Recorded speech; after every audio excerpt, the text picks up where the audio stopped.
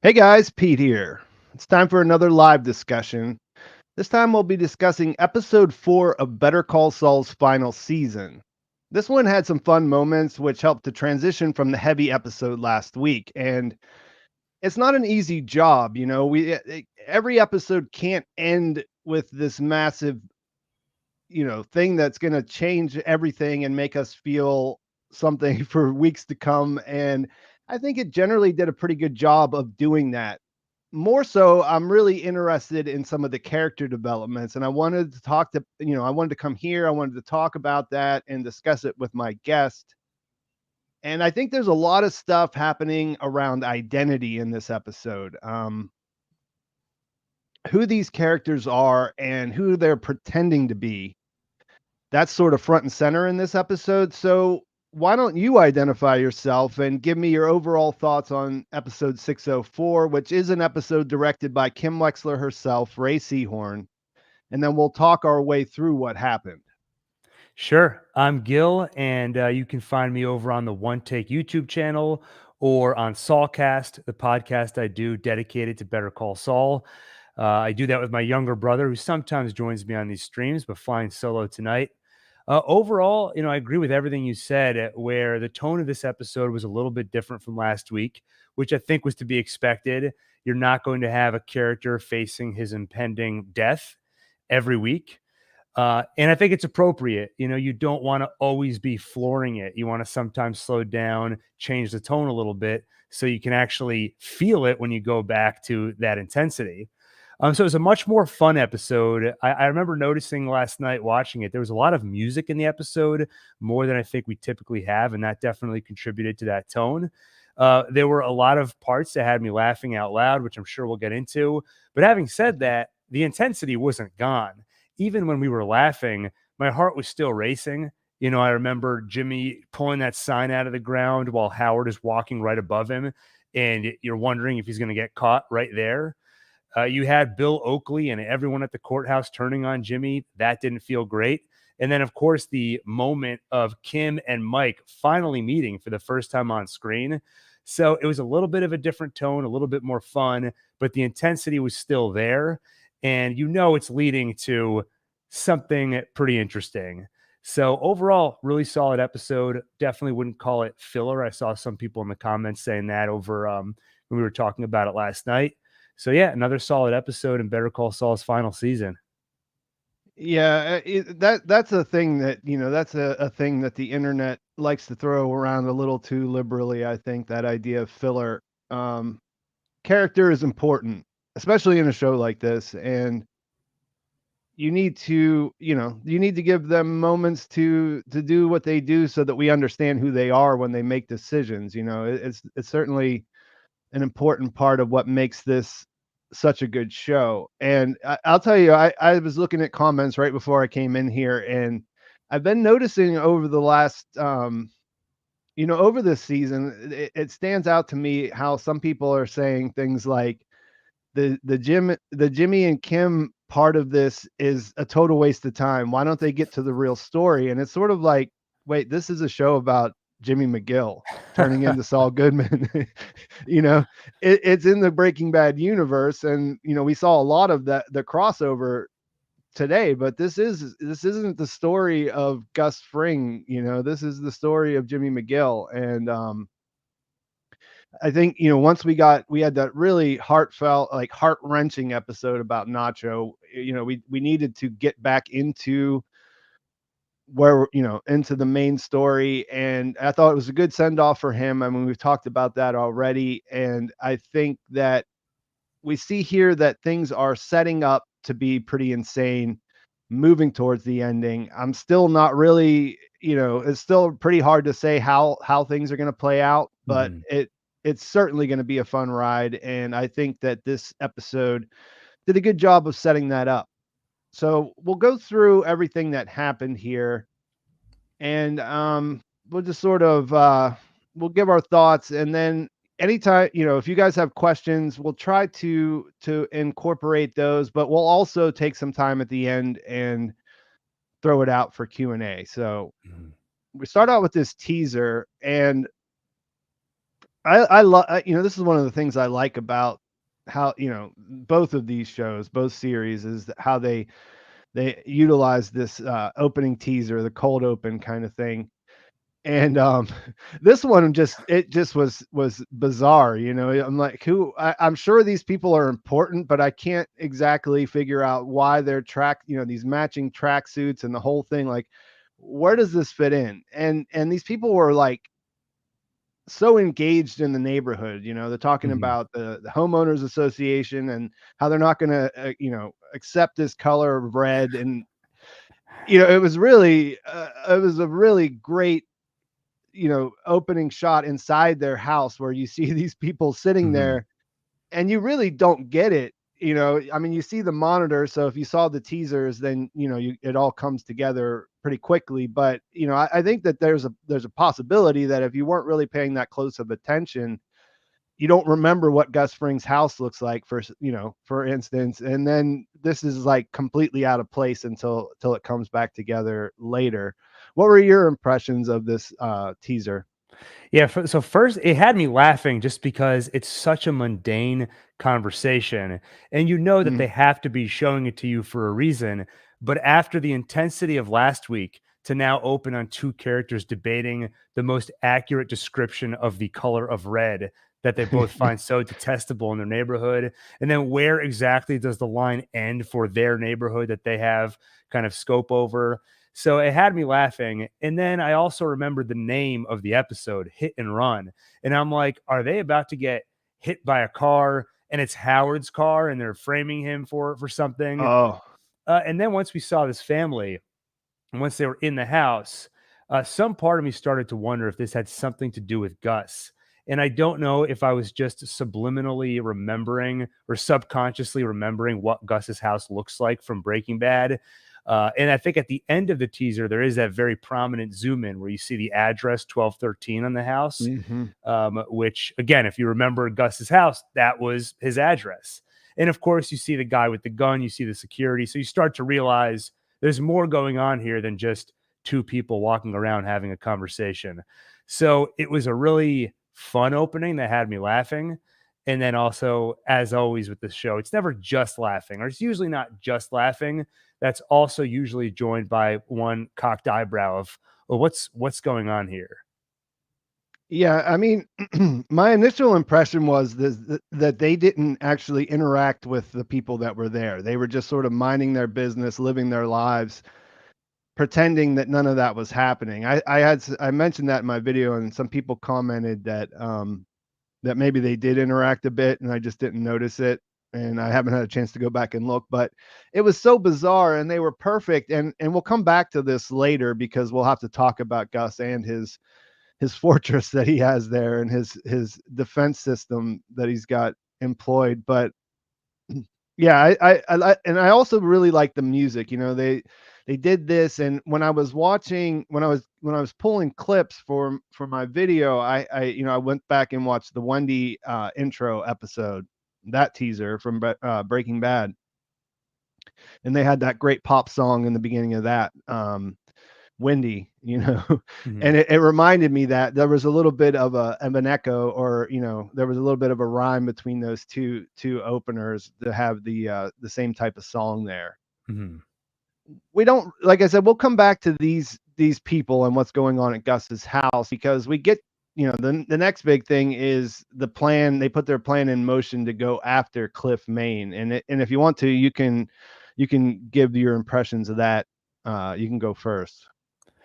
Yeah. So we finally find out what their whole ruse was involving Howard's car, and basically, Kim goes to meet Cliff for lunch, and while they're talking, Jimmy, dressed up to look like Howard, speeds by, kicks Wendy out of his car. So in Cliff's mind, he's just witnessed Howard very rudely kick a prostitute out of his car and speed off.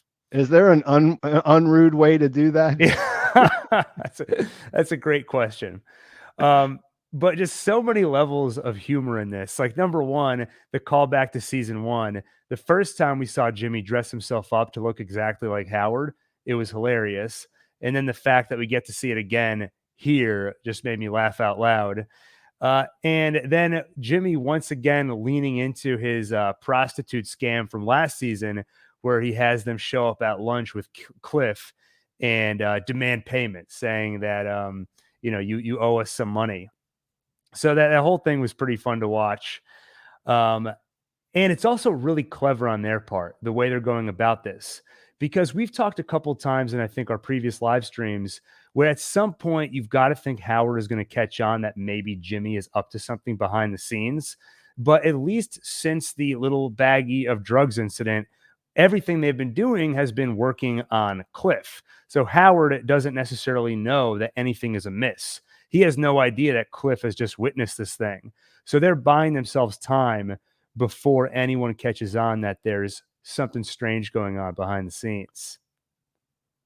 Yeah, I gotta say that the opening shot of Jimmy, you see him from behind, you see the fob, so you know that this is the plan. And I was under the impression that they might hire somebody to be Howard. I mean, it was obvious that he had the suit from before, and there was, that was a choice that would weigh into their decision making. But I thought maybe they might have someone else. Mm-hmm. And the way that they transformed Bob Odenkirk into Howard, I mean, like it made me do a double take when I first. I mean, he was a different person. Mm-hmm. They really made that work, the way that he looked like Howard in that shot. Yeah, you buy that Wendy would be so struck by the way he looks that she would just sit there in the car staring at him. Yeah, she was mesmerized by her hair, and I have to admit, I have to agree with her. It did look good.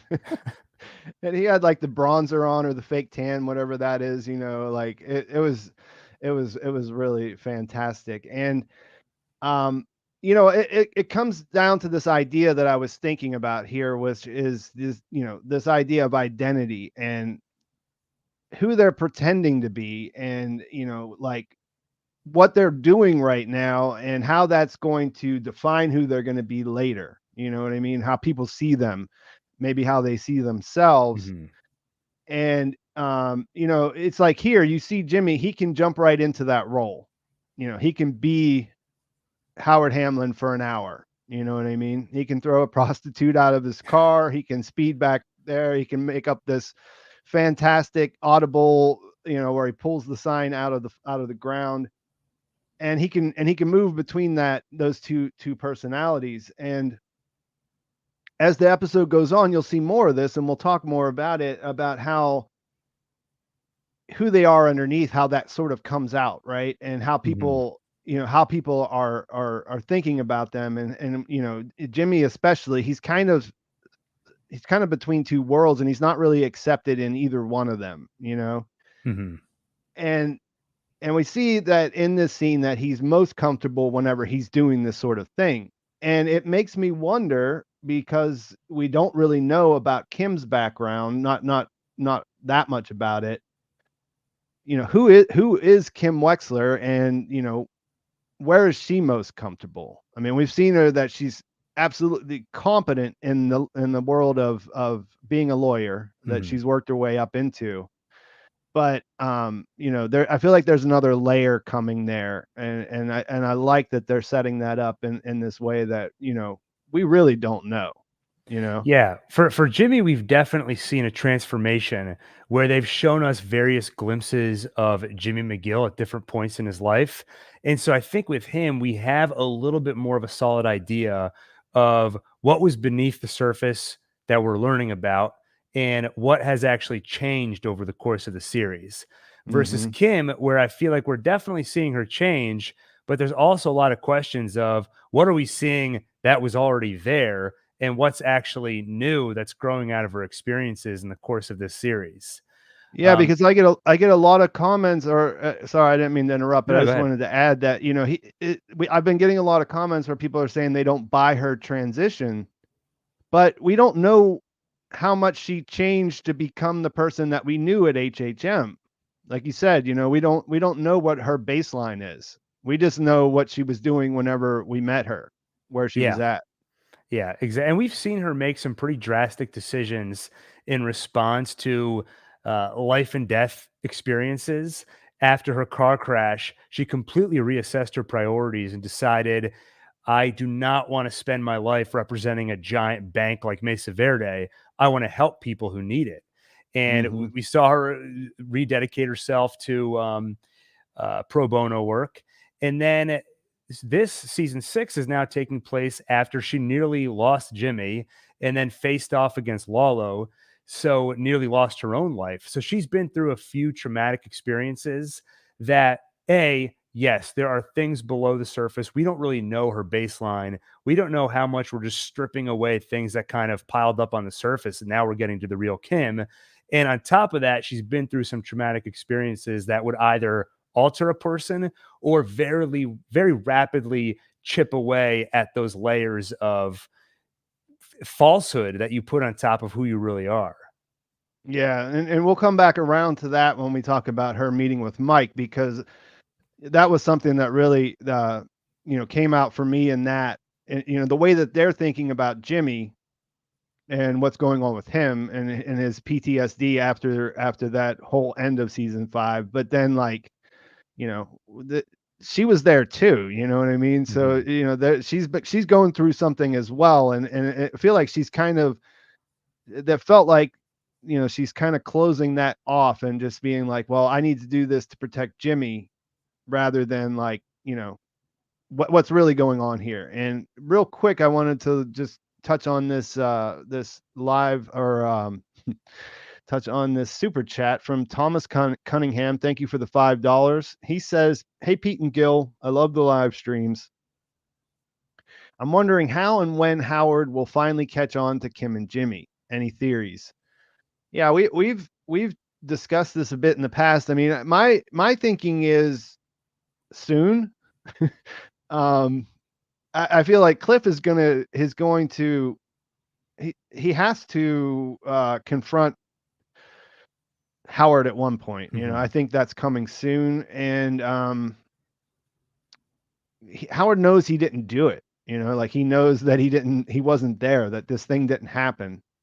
So I think that it's only natural that he's going to suspect Jimmy. Maybe not Kim right in the beginning, but I mean, I think that that's a natural thing that he has to do. I've been talking about this for a while. I think the question for me more has been that, are they anticipating this? Like, Kim and Jimmy are smart, so they know that they know that he would suspect them. So what's their plan? How does that fit into their plan? I guess is more of what I'm thinking. Do you want to add anything to that, Gil? Yeah, the one thing I'd add is that before this season started, I remember the theory I was thinking a lot about is maybe Howard doesn't find out. Maybe Jimmy and Kim are successful, and maybe they're more successful than they expected to be. Because I think we don't expect this to just work out perfectly. It would be pretty boring if it did. Or I'm sure if it did work out perfectly, the writers would still find a way to make that interesting and it leads to something else. But I assume that somehow this goes wrong. And that can happen either by Howard catching on to them and kind of fighting back, or what if they're so successful that they don't just bruise him a little, but completely destroy his career? Maybe we see hints that, I guess I never really thought about Howard's personal life, but here he talks about a wife, it seems, to his Yeah. therapist. And I was like, oh, yeah, he does have a ring on his hand. Maybe they destroy a family. And maybe that drives Howard to a really dark place and there's some blowback after the plan is successful, and that might lead to something interesting. So I guess that's a long way of saying whatever happens, I think it's going to be something unexpected. I don't necessarily take it for granted that Howard will find out before they're successful. Yeah, I mean, I've talked about this, in the past, and I think they made a real effort. The show has made a real effort to make us like Howard again. Um, they made him sympathetic over the last 2 seasons, and that therapy session did stand out to me. There have been vague hints, like you said, he wears a ring, and there were vague hints that he had a wife, but here he's talking about, like, there being problems at home and it bothering him, you know what I Mhm. mean? And it gave him a little more humanity, just like Cliff's mentioning his son's drug Right. problems. They were kind of like, this is gonna feel sad whenever Jimmy and and Kim are successful here because these people aren't all bad. You know what I mean? So, well, I don't know. We'll see how they're planning that out because this is, they're pretty good at this. Everybody is formidable in this situation in one way or Mhm. the other. I have another super chat here from Larry Quartowitz. Thank you for the $5. Hey, Pete, been a fan of yours for a while, but this is my first live stream. Do you think the house in season 6, episode 1 is Saul and Kim's house in Breaking Bad or just his? My belief is it is just his, that Kim Wexler does not currently live in that house. I feel pretty strongly about that. Yeah. But I could be wrong. The thing about that house that I haven't really, I've been thinking about it. We had another one of those pre-Easter eggs this week where we saw the Beanie Baby that's there, and I'm wondering if they're going to do one per episode kind of thing, like where they did the painting last week and now the Beanie Baby, and next week we're going to have another one that shows up there. But I've been wondering about why anybody would live in that house. Why it's a little hard to understand how. I know that there's the idea that he played the part and then he became the part, but there could be other reasons on why he's playing that up so much. But either way, unless she's there and she's on board for that, I'm just not buying it. Yeah, I laughed when you started answering the question just because we've spent so much time, you and I, kind of discussing this question.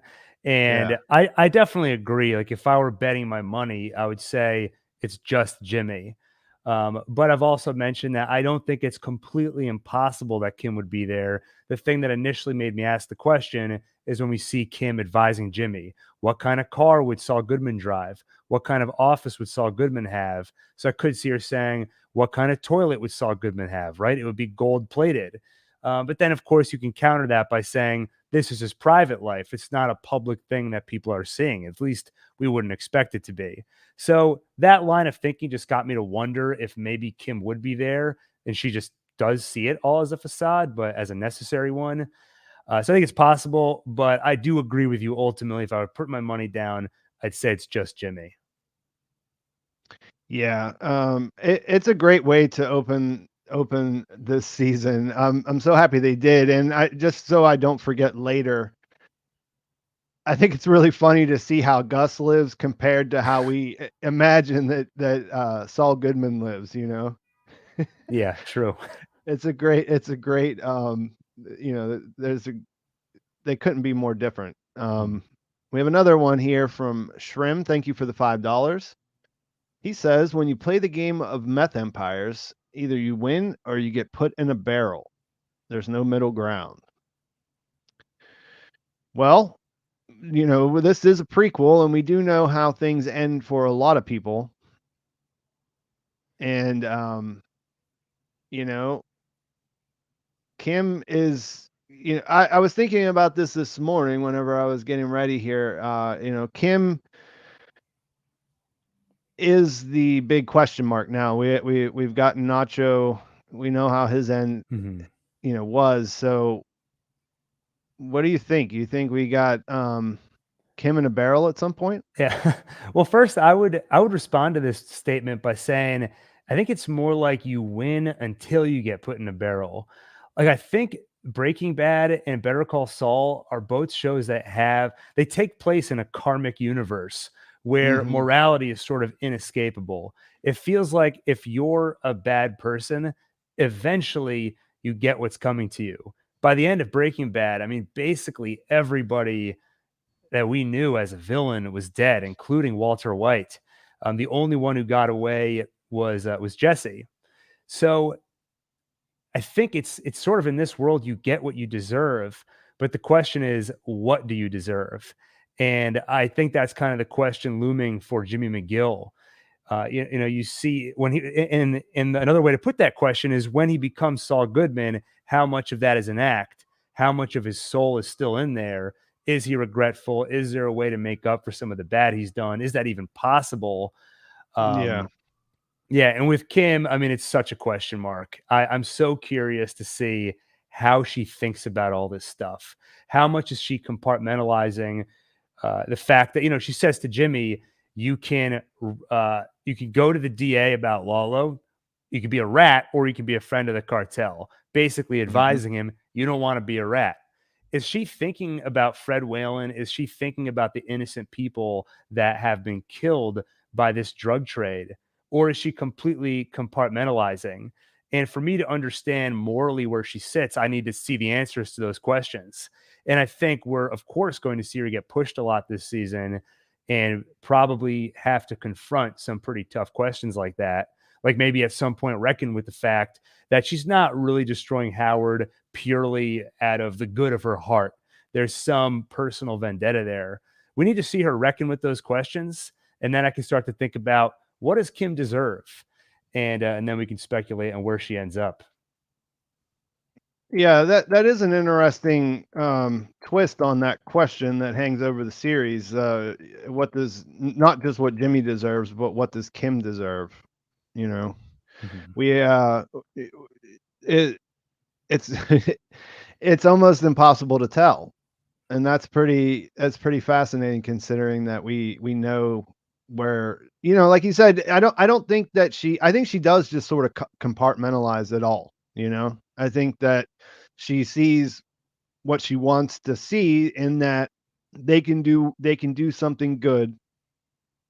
They can provide this kind of they can provide representation for people who can't get it, who are slipping through the cracks, and Howard will recover ultimately.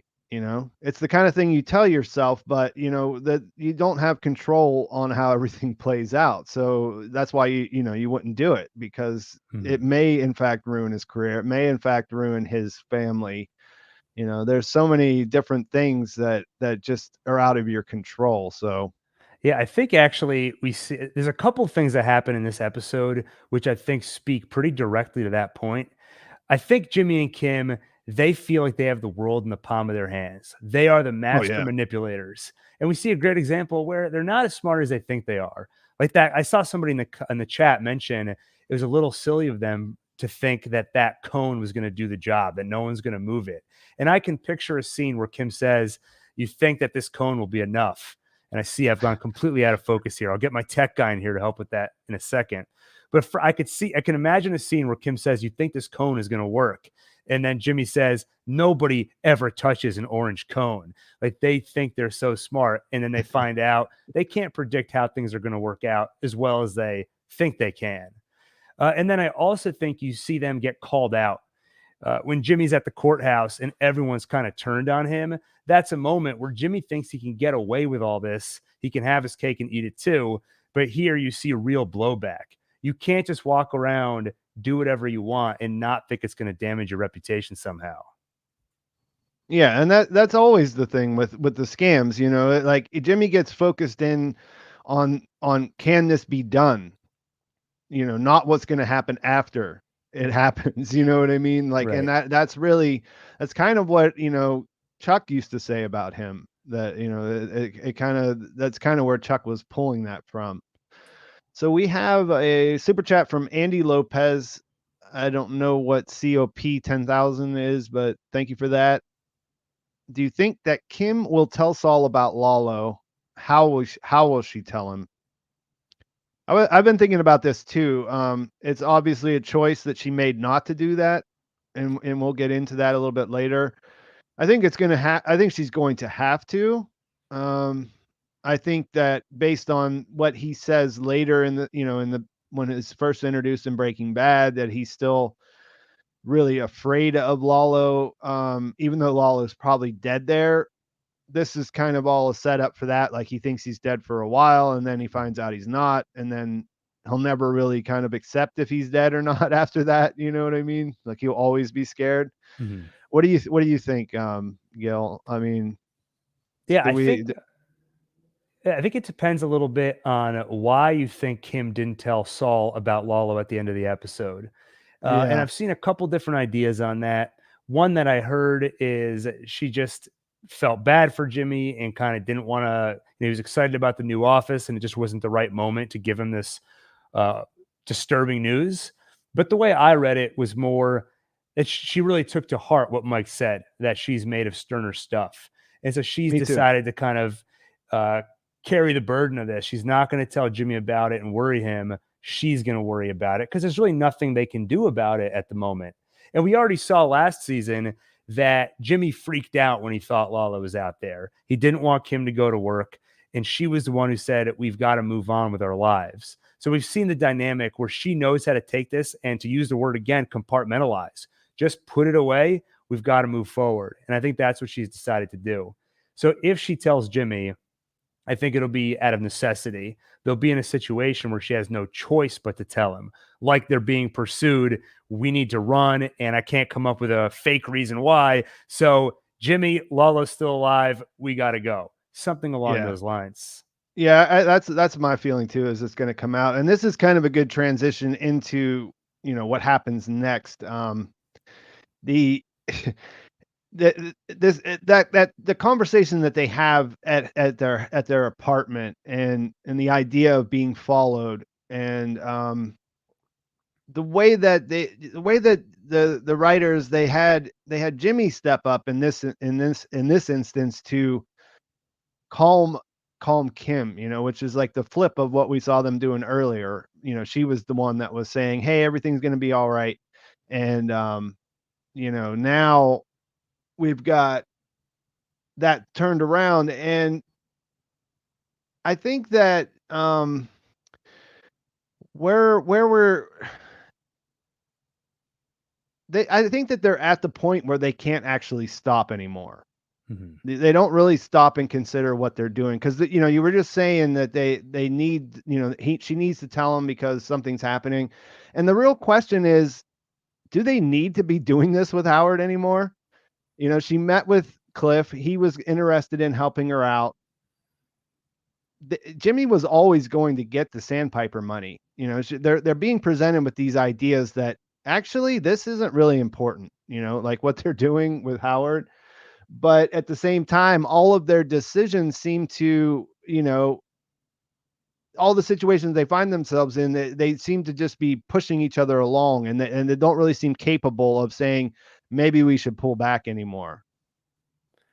Yeah, no, I completely agree with that. I think, Kim makes a point of saying to Jimmy when she brings up the fact that Cliff actually went for her idea, she brings up the fact that, Cliff isn't going to write any checks. So I think that was partially to say, hey, we still need the Sandpiper money, but do they really need it? I mean, I think the answer to that is no. She could work Yeah. something out with Cliff. We start small. They have fundraisers. I mean, there are ways to get money, and to your point, they will eventually get that money. So you can always start small and kind of build the practice more and more as time goes on and you make more money. Yeah. Um, but yeah, I don't think they need it. I think that's not really why they're doing it. That's just the justification they tell themselves.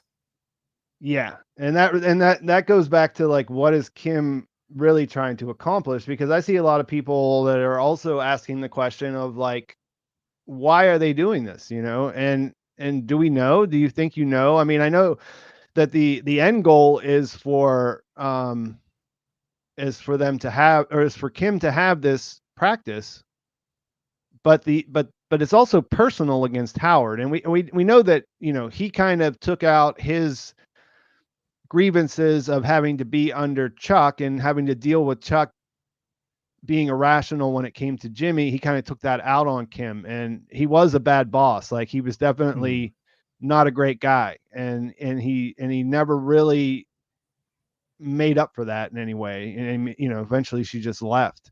Right. So I mean, I get that all, but I mean, it feels like there's something more that hasn't yet been revealed to make that crystal clear. Yeah, I don't think we can say with certainty that we know her entire motivation here, but I think what's at least hinted at is she definitely sees a system that she doesn't like, a system that rewards people like Howard Hamlin, that Hmm. rewards people like Ken, the first person they scammed back at the Yep. beginning of season two. And I think she's kind of taking out some bigger feelings on Howard than just Howard. He's kind of the representation of this system that rewards him just because he was born to the right person. So it's a little bit of Robin Hood, right? She wants to help people that don't have the same opportunity as him, but she also wants to rail against the system. And I think that feeling is also why when Jimmy invited her in to slip in Jimmy's schemes for the first time, it was so exhilarating for her because it was a chance for her to kind of rebel against this thing that she sees so wrong with the world. So, yeah, to me, it's not just about punishing Howard, it's about punishing what Howard represents. Yeah, I think that's definitely the case. I've said that, in different points, and I just think that I wonder if Jimmy knows, I wonder if Jimmy really gets it, because Jimmy has his own beef with Howard, he has his own reasons to move forward, and he actually was very hesitant and didn't think Howard deserved what they were trying to do. And like, we know we know where his beef is, you know what I mean? Yeah, and I think Jimmy was kind of satisfied with little pranks, just giving Mhm. Howard a bad day here and there. But yeah, I agree. Once Kim pushes for something that might do some real damage, Jimmy is hesitant. And I think if you were to ask him why Kim wants to do this, I think he would tell you, well, she wants to get the Sandpiper money. That's what it's all about. I don't know that he knows everything we're talking about here in terms of her real motivations. I don't know that Jimmy is aware of any of that. Yeah, I think he sensed something. I think you saw that in 510, in the finale of season 5. I think he sensed something, or he realized that there might be more that he didn't previously understand about this woman that he's Right. kind of been in a relationship with a long time at that point. But I don't think he's had anything that has proven any, there's nothing that it never really moved forward from there. It's just that he sees that she's all in on trying to get this practice. So, Mhm. um, we have a we have a super chat from Akamador MX5555. That looks nice. That looks. I'm not sure what that is, but that's a nice looking number. And while most cartels, Gus, cartels, Eladio, Mike, Walt, Nacho died, Lalo, Kim, and Saul could be alive. All die in the series, or only these are alive. Um, I think none. I think Lalo's gonna die. I don't think Kim and Saul are gonna die, though. What do you think, Okay. Gil? No, yeah, I mean, the Lala one is funny because there's so much back and forth around this. You know, you could, if you want to know, is he alive or not during Breaking Bad? If you want to believe that he is alive, you point to the Jimmy line. Lalo didn't send you. If he thinks that somebody might, if he thinks Lalo might have sent people after him, at least Jimmy thinks Lalo is alive. If you want to think Lalo's definitely dead by the time you get to Breaking Bad, it seems unlikely he'd be alive and not at all involved in the Salamancas that we saw in that series. And B, Gus tells Hector Salamanca, something along the lines of, with your death, the entire Salamanca line is over. So Gus believes he's dead. So I think Yeah, most signs point to Lalo is not alive during Breaking Bad. And Jimmy and Kim, their ultimate fates, I mean, big question marks. We'll see. yeah. I had seen someone kept mentioning this in the comments, and that's something that I've talked about in previous videos. I tend to think that Gus is a better source. We have those two competing things, like you said. I think Gus would know. I think we can kind of believe him. But then again, Lalo is pretty. He showed himself to be pretty dynamic and resourceful, and it's anything's possible. Let That's me one of tell the you things that this. this. Lalo is not the kind of guy that only has one body double. Yeah, that's if you got one, why not have a few? Oh, and actually, Stu brings up a good point, which is Lalo could be alive at the beginning of season 2 when Saul says, "Oh, Lalo didn't send you," but by the time we get to Gus's death, then he's dead. Yeah, and that's been brought up on in those discussions, on Reddit and elsewhere over the Mhm. years. It's definite possibility. I think that we're definitely going to be doing some flash forwards. I feel more certain about that than I, ever have as far as where we're at in the story right now. So it's Mhm. possible. I just think that, I mentioned this in my video yesterday. It dawned on me that we were doing this thing where, everything was super tense with Nacho and heavy, and, I had seen that Gordon Smith, but they asked him about what the rest of the season was like, and he said darker. And this was before the end of this was before episode 4 came out. It was in between or whatever. And I was thinking, how much darker can it get? Right. Nacho, he took his life to sacrifice, look, just for the hope that maybe he could save his father. You know what I mean? Because he had no other choice. Like, he was just caught in the worst situation you can imagine. And it dawned on me, in the between here, that it can get a lot darker because of Lalo. You know, it, of course, Kim and her fate is also another thing, but Lalo can bring some real darkness, and that we might just be in the transition from the darkness of what we had in the beginning to the real darkness. And let's get to these super chats before we lose track of what's happening here. Another one from Larry Quartzowitz, $5. Thank you. I think Kim is doing the pro bono work to make up for her scheming, which she feels inclined to do. She sees that Mike also broke bad now and relates. What do you think about that, Gil? Well, thinking about that first sentence, that I'm not sure I agree with, because I don't think that Kim thinks of her scheming as wrong. I think a lot of what we've seen from her is that she sort of justifies it because of the Yeah. target. And I mean, it's hard to say where her head's at now, but I don't think that she's having the same hesitation as Jimmy around going after Howard. I think she's a little rattled by being followed, but I don't think she's having second thoughts at all about going after Howard. At least not yet. Um, Yeah, I don't think we've seen that confirmed in any way.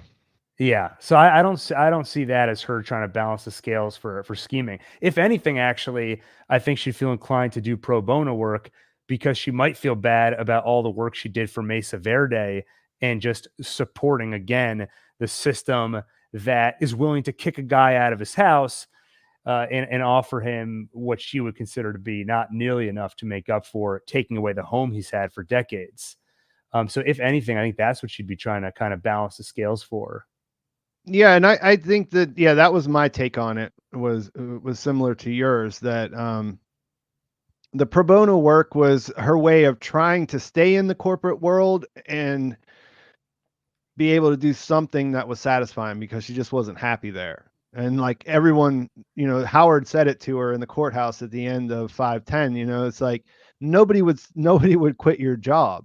Nobody, it's she had it made. She was on the partner track at a really successful firm, and she would have been absolutely successful at the end, you know. Mhm. So that was her way of kind of like, maybe if I do this, then I can do the thing I should be doing, that everyone says I should be doing. And I he mentions this idea about Mike Breaking Bad, Mm. and relates. And do you want to get into that now, or do you want to wait until we talk about their conversation? Let's wait. And that'll give me a chance to think about it. Yeah, and Larry, if we somehow smooth over that later, just start spamming the chat so that we see what you're saying, because it's a good question, and I just don't want to get too derailed at the moment, because I know that there's a lot of stuff that we're going to talk about it in a few minutes. So thanks again for the 5. We got one here from Sumatrasix, 4.99, almost as good as 5. Thank you for that. The Wicked Flea sounds like it came straight from Chuck. What do you think that says about where Jimmy's head is? Ethics, guilt, or grief? Well, that is from a proverb, and I don't have it in front of me, but it's about that. It's about that you always have to look over your shoulder when you start doing things like what they're doing. And I, you know, it, I don't know where his head is, but I saw how he reacted to her saying that. And the way he reacted was to say, "Hey, we got away with it, and that's bothering you. Believe me, I know, because I've done this kind of thing before. And he said, it's natural basically that you feel like somebody's watching you, but nobody's watching you because we are the only ones who know what we're doing.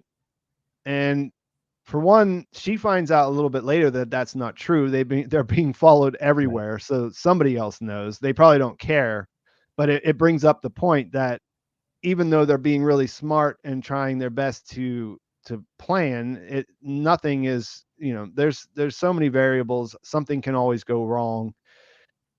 And I think that, what that scene tells me is that Jimmy's head is, it doesn't matter how I feel about this. What matters is being there for Kim, because, this is what matters to me.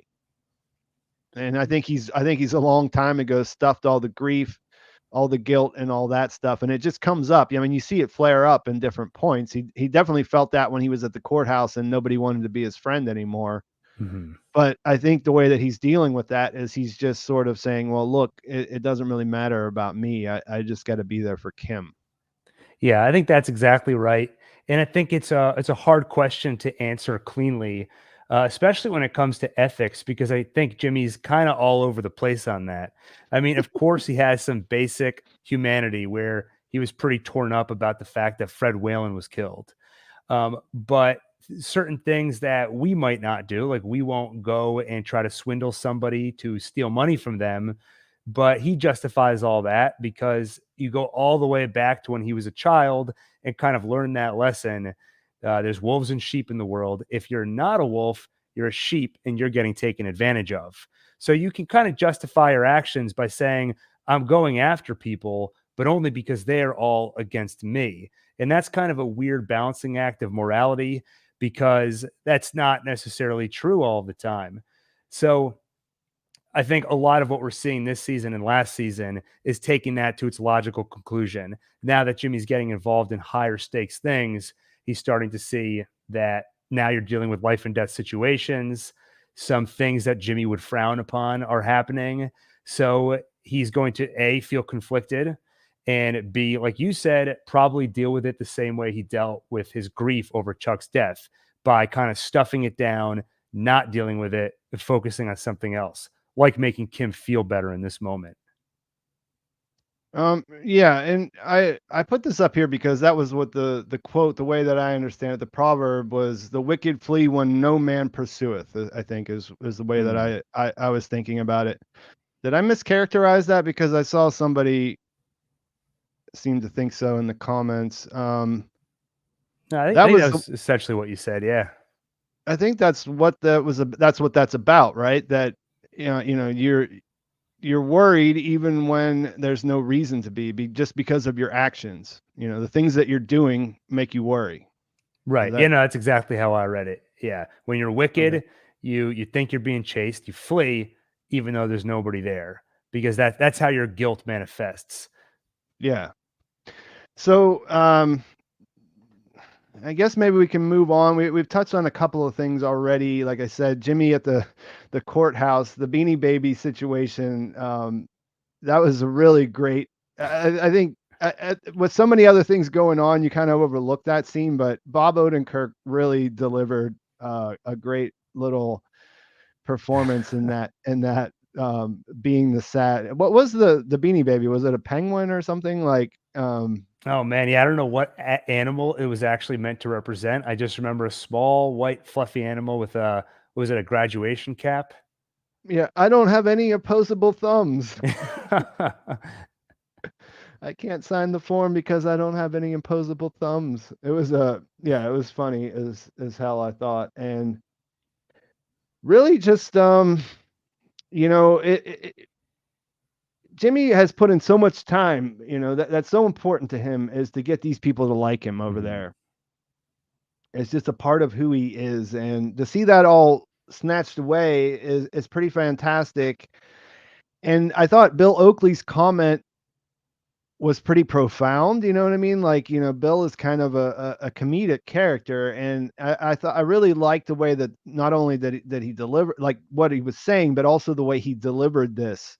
because you're thinking, wow, even Bill Oakley feels this way. This is serious. You know what I mean? And Yeah. he said there's proving and then there's knowing. And that's kind of the world that, when you think about it, like if you zoom all the way out, that's kind of where Saul Goodman resides, isn't it? He just he likes to skirt that area of like, yes, these people are guilty, but you can't prove it.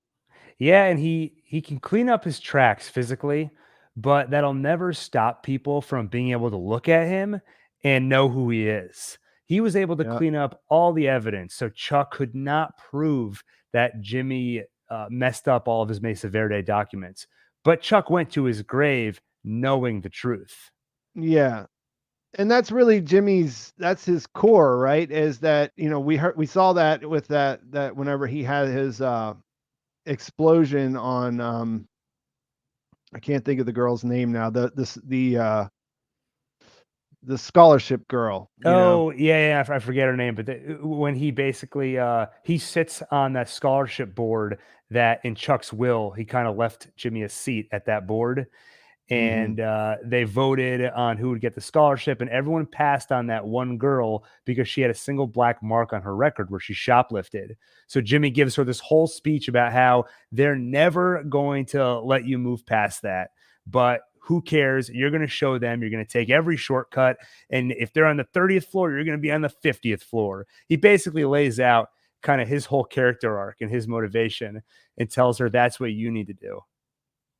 Yeah, it was Esposito, I think was her last name. I can't remember if it was Kimberly Esposito or something like that. Yeah, Mhm. but I mean that's really his whole thing, right? Like he can't escape who his past, who people see him as, and that was Chuck all the way around, right? Like Chuck just was like refused to do it, you know. He Yep. he was just he was would never he wanted to make sure that no one ever did as well, which made him even a little more diabolical. But that's kind of Saul Goodman in a nutshell. I mean, it didn't used to be, not whenever we watched Breaking Bad, but that's who he's becoming as far as where we're at right now. And yeah, it's a bit sad to see him lose that, but he goes over to the nail salon. He's got all these calls coming in, and all of a sudden he realizes that everyone over there is happy to employ him for his services because of what he did. And I noticed here, and I hadn't really thought about it. I mean, I always knew that Jimmy wanted people to like him. Like I said, we saw him going around and putting a lot of effort into that, but I never had thought about it in the sense of like he doesn't really care where that comes from. Spooge Mhm. is just as good as the clerk at the counter. Right.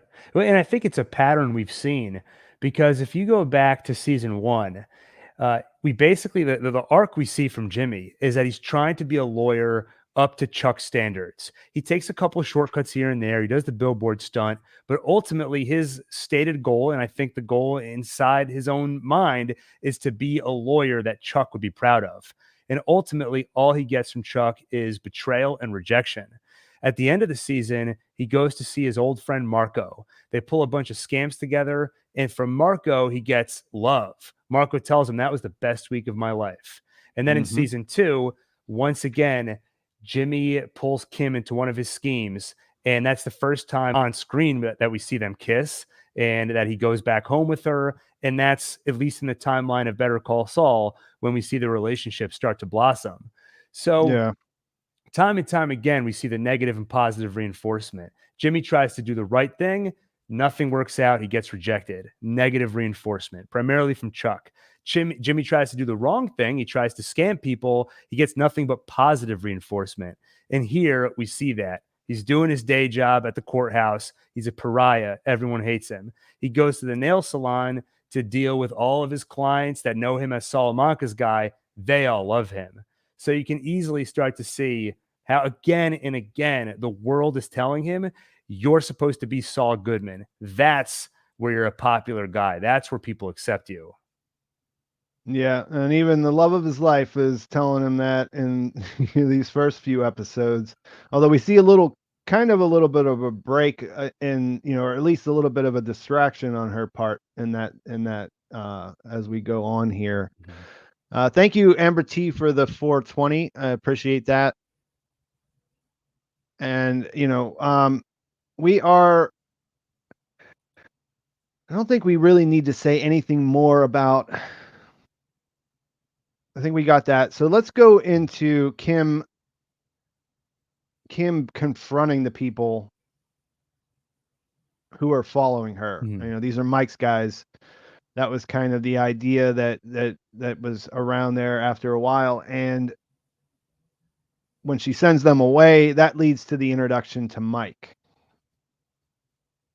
So a pretty big, these characters have made it 53 episodes, I guess, at this point without ever sharing a screen Mhm. or a conversation. And it was pretty exciting to see this happen. I whenever I was doing my preview video last week, I was looking at the promo photos, and it looked like they might be in the same place. Mhm. So kind of saw that coming. It's And pretty funny just how excited we get, not at seeing a character we haven't seen before, but just having these two characters on screen together at the same time. It got me just as excited as when a Breaking Bad, when Hank showed up for the first time and it's like, oh, it's Hank. We haven't seen him in forever. But that's a yeah, testament to how great these characters are. We get to see them interact. And that's like the height of storytelling in television. I'm so excited by it. yeah. They don't really. It's not that consequential as far as who these characters are necessarily, right? At least they're not having a big influence on each other. It's just their presence, like the situation has a big influence on who both of them, what they're doing later. How they come out of this conversation, compared to how when they went into it. But Mike and Kim aren't going to be hanging out. You know what I mean? They didn't Right. connect here. It's not like there's some magic going on between these two characters. It's pretty straightforward. He's doing Mhm. his job. She can see that. She makes this connection about him being the parking lot attendant, which I thought was really fascinating. He's somebody that was nobody, Right. and now she finds out, like I said, we were talking about identity, right? And who people are and who they pretend to be. And this guy who she saw at the thing and never thought twice about also is the guy who, saved Jimmy from a shootout. Like Right. not just like he was at the right place in the right time, but he murdered people to save Jimmy's life. You know what I mean? And she Yeah. understands that. She understands that's who she's talking to, but he also happens to be somebody who used to work at a thing. And you kind of saw this look on Mike's face whenever he thinks about that. He acknowledges it, and then he remembers, like, that part of his life is so over now. It's so Mhm. completely gone. And you feel like Kim is on that same trajectory, right? The life Yeah. that she had whenever she used to go to the courthouse and see Mike in his little box, that person is on their way to be, a distant memory. So I really loved how they were doing all that stuff here. Yeah, I think, Jimmy and Kim think that they can. We've talked about this a few times already during the stream, but they think they can present this image to the outside world. Jimmy thinks he can go to the courthouse and be an upstanding lawyer there. Uh, but you never know who people really are underneath. And, Kim thought that Mike back in the day was just a simple parking attendant, not hiding anything. And now she sees that he's involved in all this somehow. He's, like you said, he's killed people. So I think it speaks a little bit to that idea that, yeah, people aren't who you necessarily think they are on the surface. I also think it's interesting that back in season 5 is that moment of shock when Mike finds out that Jimmy's wife, Kim, knows where he is and knows what's going on. And he tries to tell Jimmy that Kim is in the game.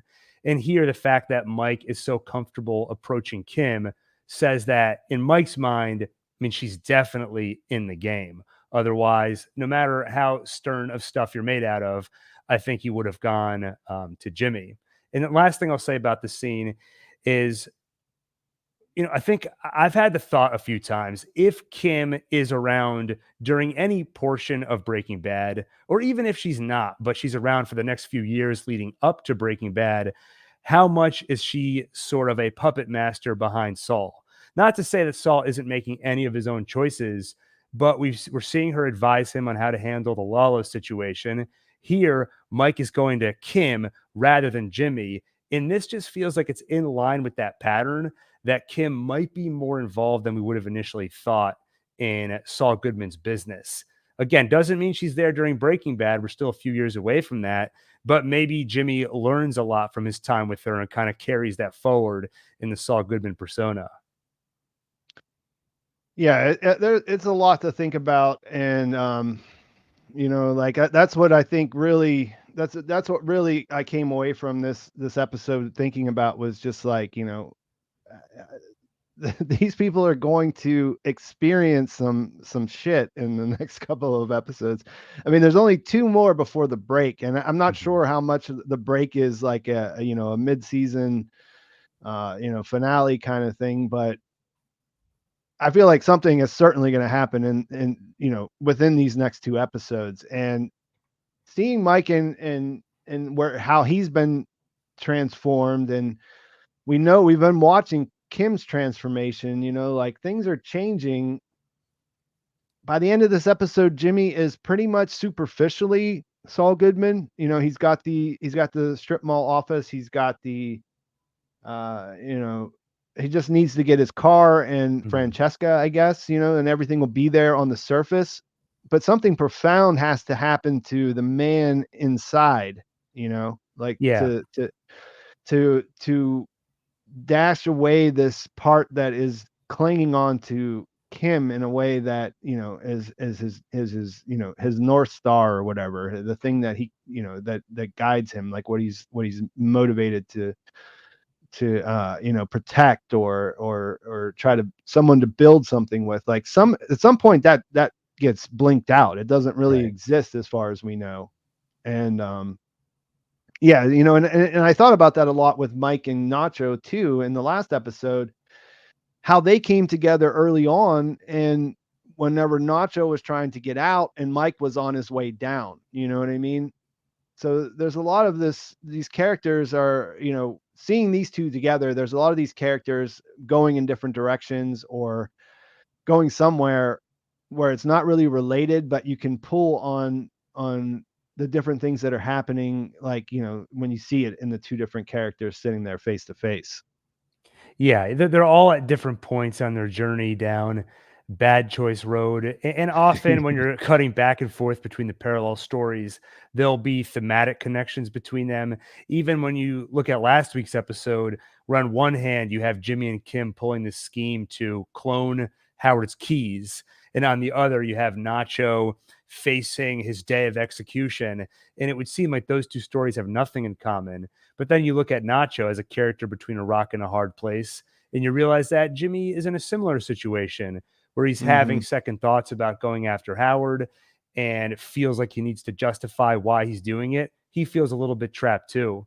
So, yeah, there's always, even when characters appear to be in very different situations, there's always ways to relate them. Oh, and one Yeah. more thing, minor correction in case anybody was heartbroken to hear you say there's only 2 episodes left before the midseason break.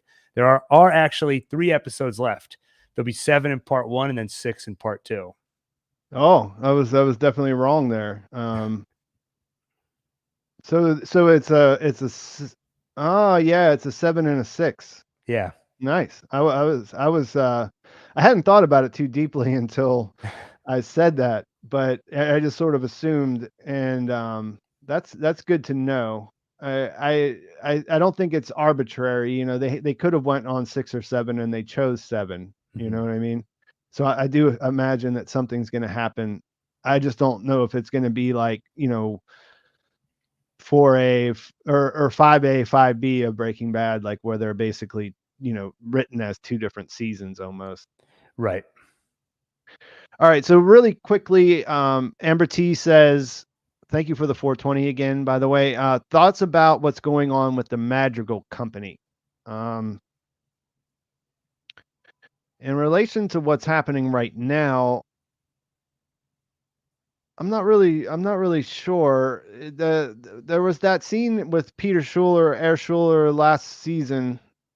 He's stressed out because of the fact that the The lab isn't construction being on built. it. That's right. Yeah, Yeah. and they've got a lot of money tied up on that. Do you have anything that do you see how that's how that's affecting anything that's going on right now?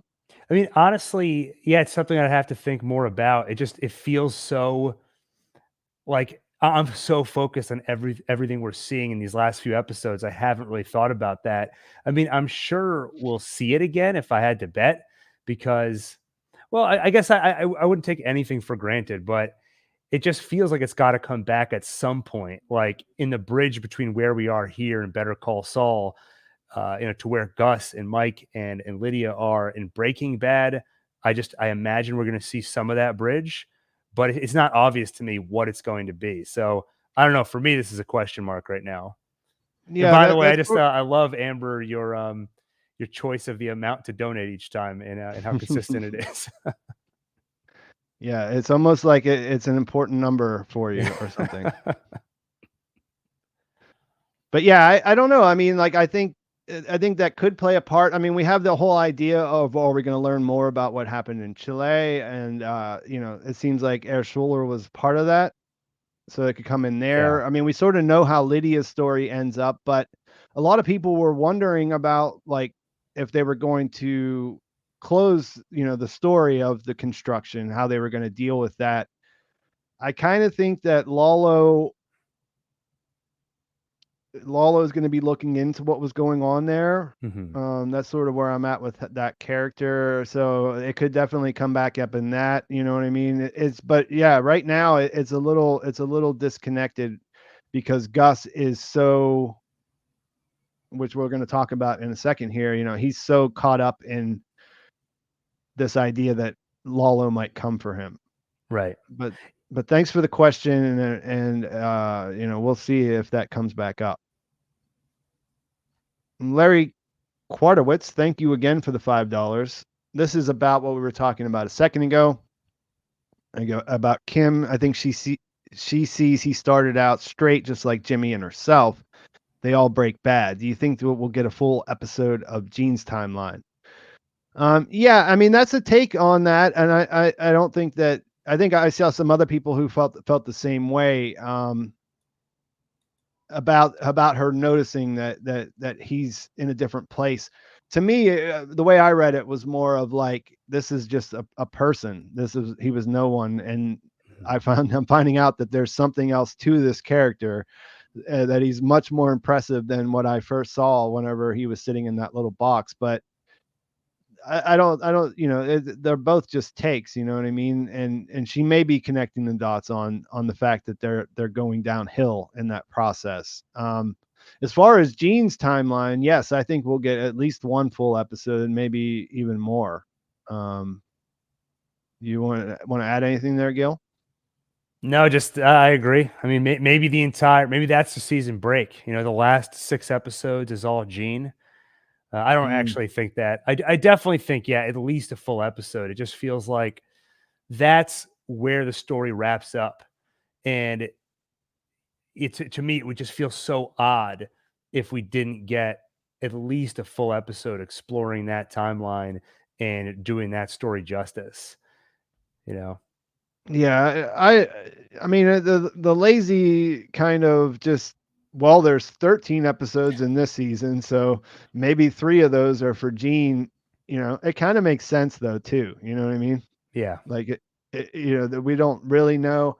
I mean, there is some there, there was, people obviously follow when they're filming the show. They definitely shot Gene scenes and it looked to be um, more involved than in previous years. Hmm. And I think one of the interviews that Bob did in the New York Times, that's sort of what led me to think that they're going to be much more, at least one whole episode. But we really don't know. I just think that that's such a big part about what this show set out to do. Like what I was saying earlier, people are saying, "Oh, why do they keep spending time on Jimmy and Kim whenever, it's so boring compared to the real story."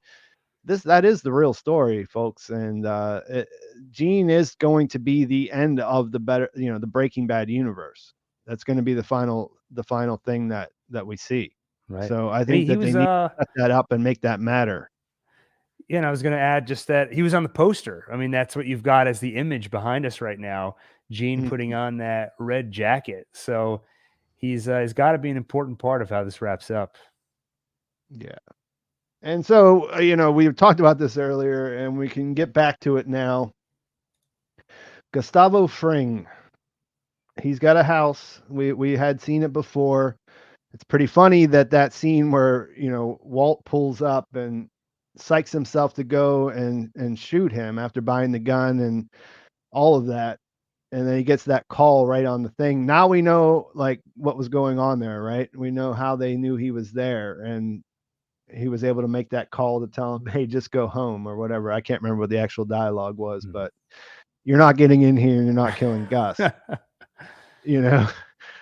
And we see we see how that really worked out. And I talked about this in my video, but I've been kind of down on the Gus stuff in the last few seasons. Like it's compelling enough, and I don't think it really made him a better character in my mind. You know what I mean? The stuff with Hector, it made sense. I mean, I get where they were going with it, but it wasn't my favorite part of what happened in, Mhm. in Better Call Saul. But I did actually really enjoy this look behind the door, because this felt more like we're seeing the character from Breaking Bad. We're not really, we're not really adding to it. We're just seeing what we didn't see before. Does that make sense? Yeah, yeah, no, absolutely. Yeah, and I think actually it reminds me of something I've been thinking about, which is this season feels so different from the previous seasons. And I think part of that is we're seeing a lot of stuff we haven't seen before in a very literal way. We're seeing locations we haven't seen before, or places characters go off screen, we're now seeing. Like we Hmm. heard about Howard going to see his therapist twice a week a couple Yep. seasons ago. Now we actually see that. We've seen a glimpse of Gus's home before, but now we're seeing much more of it than we've seen before. Well, one And of them. yeah, true, exactly.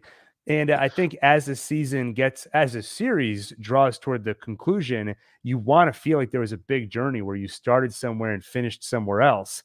And of course, we get that under the surface with the characters changing so much. But the show also tonally is selling that by just visually looking so different, by giving us all these glimpses of places we haven't seen and just taking us into new territory. Yeah.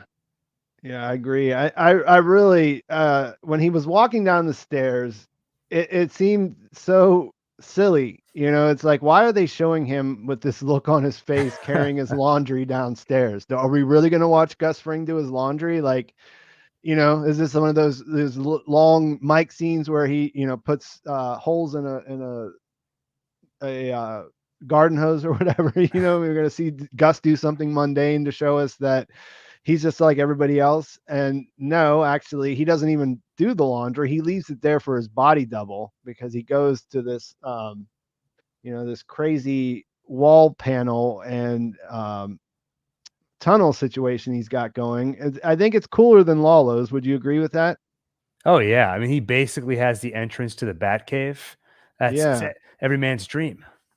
Yeah. And like I said, you see him pass his body double there. Some guy goes into his house now and pretends to be him for the rest of the evening, as far as we know. And he really operates out of this second house, and that other family lives there. Somehow they're integrated into the community. Like they're not just actors, but they happen to also be what Mhm. seem to be actors, right? And So I don't really know. I mean, do you have some yeah, insight on so that? I read it a little bit differently. So here's how I read it, and then we'll see if you agree with this. But I saw it as Gus walks into his house, And then he crosses underground and goes into this other home. Um, I think at this point, Gus's real home is now empty. And those actors you're talking about, I think that's a real family that essentially just takes up residence in this other house.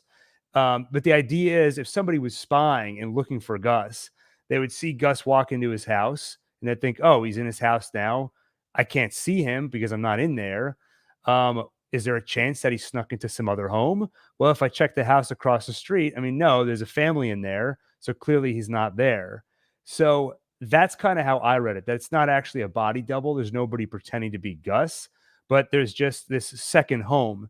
And if that Mm. second home was empty, people might get suspicious. But if there's a family in there, who would think that there's this family and Gus is hiding out, behind the scenes and nobody knows he's there, or that he has a security detail in there watching everything through cameras? Yeah, well, I mean, this guy is dressed like Gus going into Gus's house whenever he goes into the other one, though.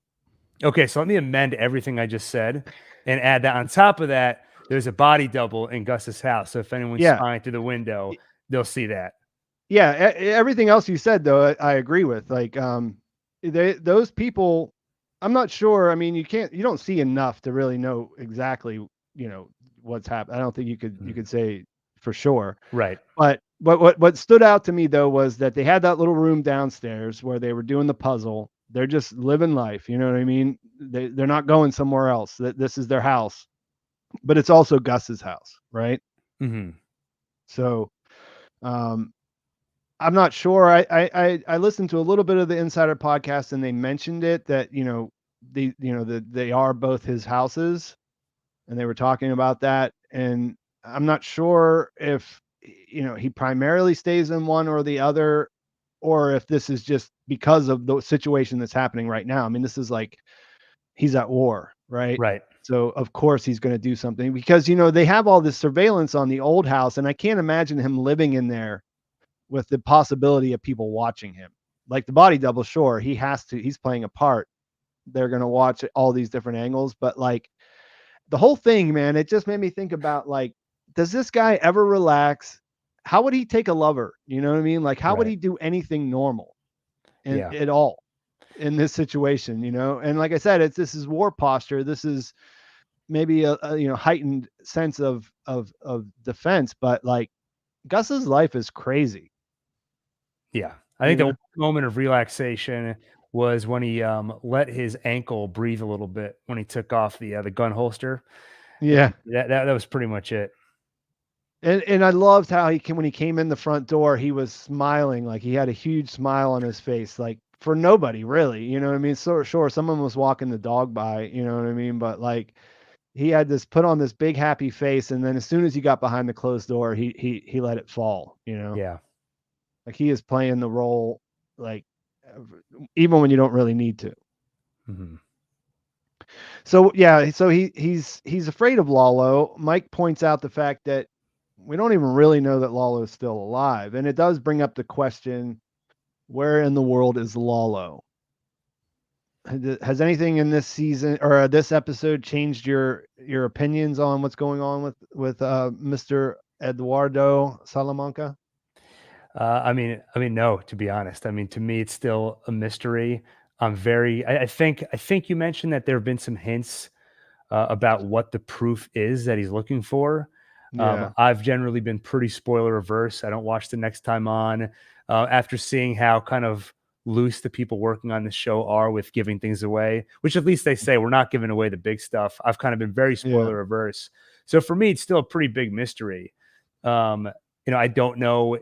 I assume Lalo is in Mexico. That's my impression because they made a point of showing us America's that way and he's going the other way. So I yeah, assume he's there.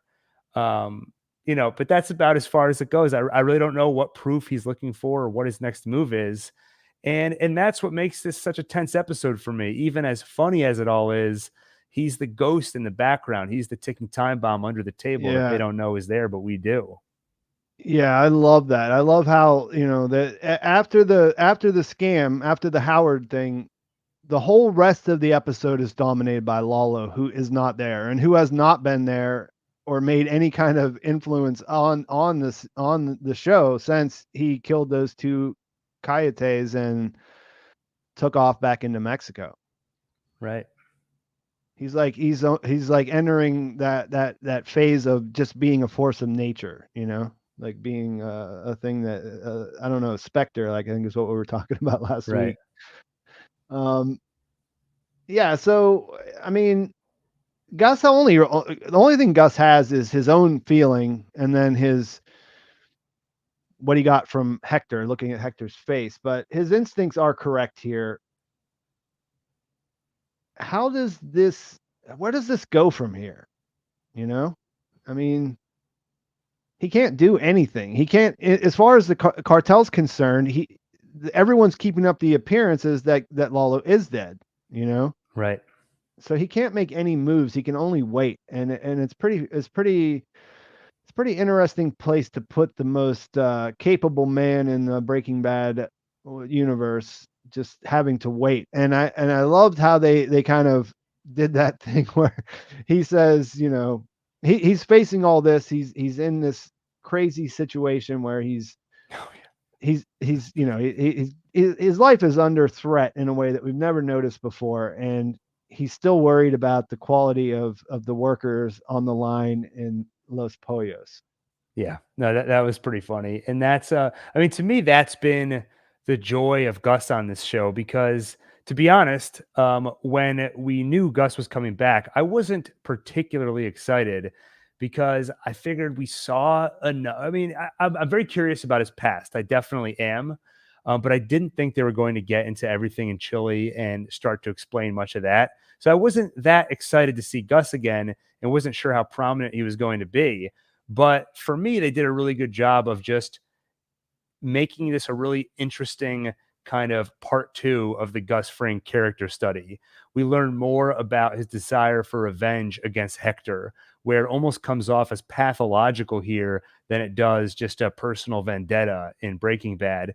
And then what does Gus do when he's nervous? Just seeing him break that glass a couple of episodes ago was like, wow, he's shaken. We've never seen this before. And then even like you mentioned, this little moment here where he's complaining that the guy's cooking isn't to Los Pollos Hermanos standards. I just feel like in little bits and pieces, we learn more about what makes this character tick. It's continuing the Gus Fring character study, where it's less about his past, where did he come from, and just at the moment, who is he as a person? Yeah. Yeah, and like I said, like we're talking about, we certainly didn't know that he was a two house guy who was moving back and forth through tunnels, and really before it was kind of hard to imagine him being afraid of anything, Right. and to a certain extent, and we've seen that building up since this first episode. Like I said, I don't know where it goes. I don't know. I have some some ideas of where Lalo's going and what's going to happen with him, but I'm still not really sure how that affects Gus, or how he's going to use those things against Gus, or how that's going to involve Jimmy and Kim, because I do think that they're going to get sucked into it. Are we in agreement there? Yes. Yeah, I definitely think so. I think, that's another thing that I was thinking about in between episodes. Was I was thinking, this thing with what they're doing, it's really kind of low stakes compared to what Nacho just went through. And like I said, I think that they're going to end up, the stakes are going to get changed, not because they change them, but because they get sucked up into what's going on with Lalo's Salamanca. Yeah, I think that's a definite possibility. We think of the stories as isolated in some ways. It's like, let's predict what's going to happen with the Howard situation. Okay, now let's talk about Lalo. It's easy to forget that the Lalo situation can very easily derail that Howard conversation. Yeah, and let's get to the. I know you said you might have to bounce out at half past, so let's get into the final part of the episode, which is Jimmy and Kim at the strip mall with his new office. What do you got? What do you got on this one? No, I mean, just it's exciting to see another building block towards the Saul Goodman we know. This is where we know he's going to set up shop. He just needs to put up the sign, put up that giant inflatable Statue of Liberty. I love the toilet being there. I mean, the show just, it's so funny how it's such an intellectual and intelligently written show, but it does have this underlying kind of consistent toilet humor. The talking toilet back in Talking season toilet, yeah. one, the golden toilet in the opening of the episode, Jimmy clogging the toilet this season back in episode 1 or 2. And then, of course, when he finds this office and Kim says, "You just got to promise me you're going to keep that toilet." So, yeah, it's a pretty hilarious moment and pretty exciting. I think there was a toilet in one of the ones he was looking at before too. When he went into it sort of has that iconic shot of Kim smoking outside of the place that he was looking at, where he's thinking that she's coming to be pissed off at him for what he did, and she says, "No, I want to double down. I want to go and do this other thing." And they end up going and changing the drawings over for that Mesa Verde thing that she wanted to do. I think there Right. might have been a toilet involved in that scene too, but I didn't go back and look at it. Yeah, I'll check. I'll report back next week. That'll be my job. I'm the toilet guy. I'll keep track. It does make you wonder how they get that inflatable Statue of Liberty from the Kettlemans. Do you think we're going to see the Kettlemans again, or is that going to be something that happens off screen? Yeah, it would seem so strange for them to pop up again. Like, I feel like the book is Yeah, closed. We've seen everything we need from the Kettlemans. And we don't necessarily need to see him go and get the Statue of Liberty. It'd be enough if we get a flash forward or a fast forward, or somehow get to the point where he's established here. If we see the Statue of Liberty, we'll kind of know where it came from. But I mean, there's a whole layer to this where, of course, I'm interacting with the show thematically, and I really want to see in a character study perspective where the characters end up. But just from a purely nerd standpoint of just I love to see storytelling and how they do it. I'm so curious the overlap with Breaking Bad. Just how are they connect? How are they going to connect the shows? How do they get us from point A to point B? And the Statue of Liberty is one part of that. yeah, and I loved. This was my favorite Breaking Bad reference, the taco cabeza. He Oh says yeah, taco cabeza's right there, and we'll go over there. That was a callback to whenever Jesse and Walt were in the whenever Walt picks there was a junkyard for their meet with Tuco the first time, and Jesse tells them, this is a place where non-criminals think that you do drug deals. It's a situation where you saw this in a movie or whatever, so you think it's cool. And really, I've done most of my deals over at Taco Cabeza because it's out in public. Nobody gets shot there because it's open 24 hours a day. And it was kind of a thing like where you hear Taco Cabeza, at least for me, when I was watching the episode the first time, I think, okay, I know that. What is that? That's something important from Breaking Bad. And then it all clicks in my head, and it's really satisfying because, they have to go eat. So it's not like they're, doing some big elaborate thing to introduce this. It fits pretty naturally into their normal conversation. And it's a pretty deep Easter egg at the same time. yeah. No, yeah, I agree with that. I think that's the beauty of the Easter eggs in this show. I mean, they're not fan service inserted Easter eggs. It's all very. It would be weird if they weren't there. Yeah. Yeah, and Amber T, thanks you again for the 420, and she thinks that the Kettlemans might be hired for tax stuff. Ice Station Zebra. So, that's a thought I hadn't had, but it could be. They could mention that, that they hired Craig for something. I mean, it's hard to picture just because I feel like Jimmy and Kim both view the Kettlemans as just not very competent. I mean, it was really obvious to them immediately that they were pulling scams. So if they're looking for the best and brightest to work with, it's hard for me to Mm, see them hiring the kettlebells or the kettlemans. yeah, I mean, really, if there is justice in this world, then Jimmy should refuse to employ them because of her craziness about him not being a real lawyer and the way that she rubs that in his face every time they have a conversation. Yes. Yeah. So I wouldn't see him being too jazzed about working with her. But maybe, But go ahead.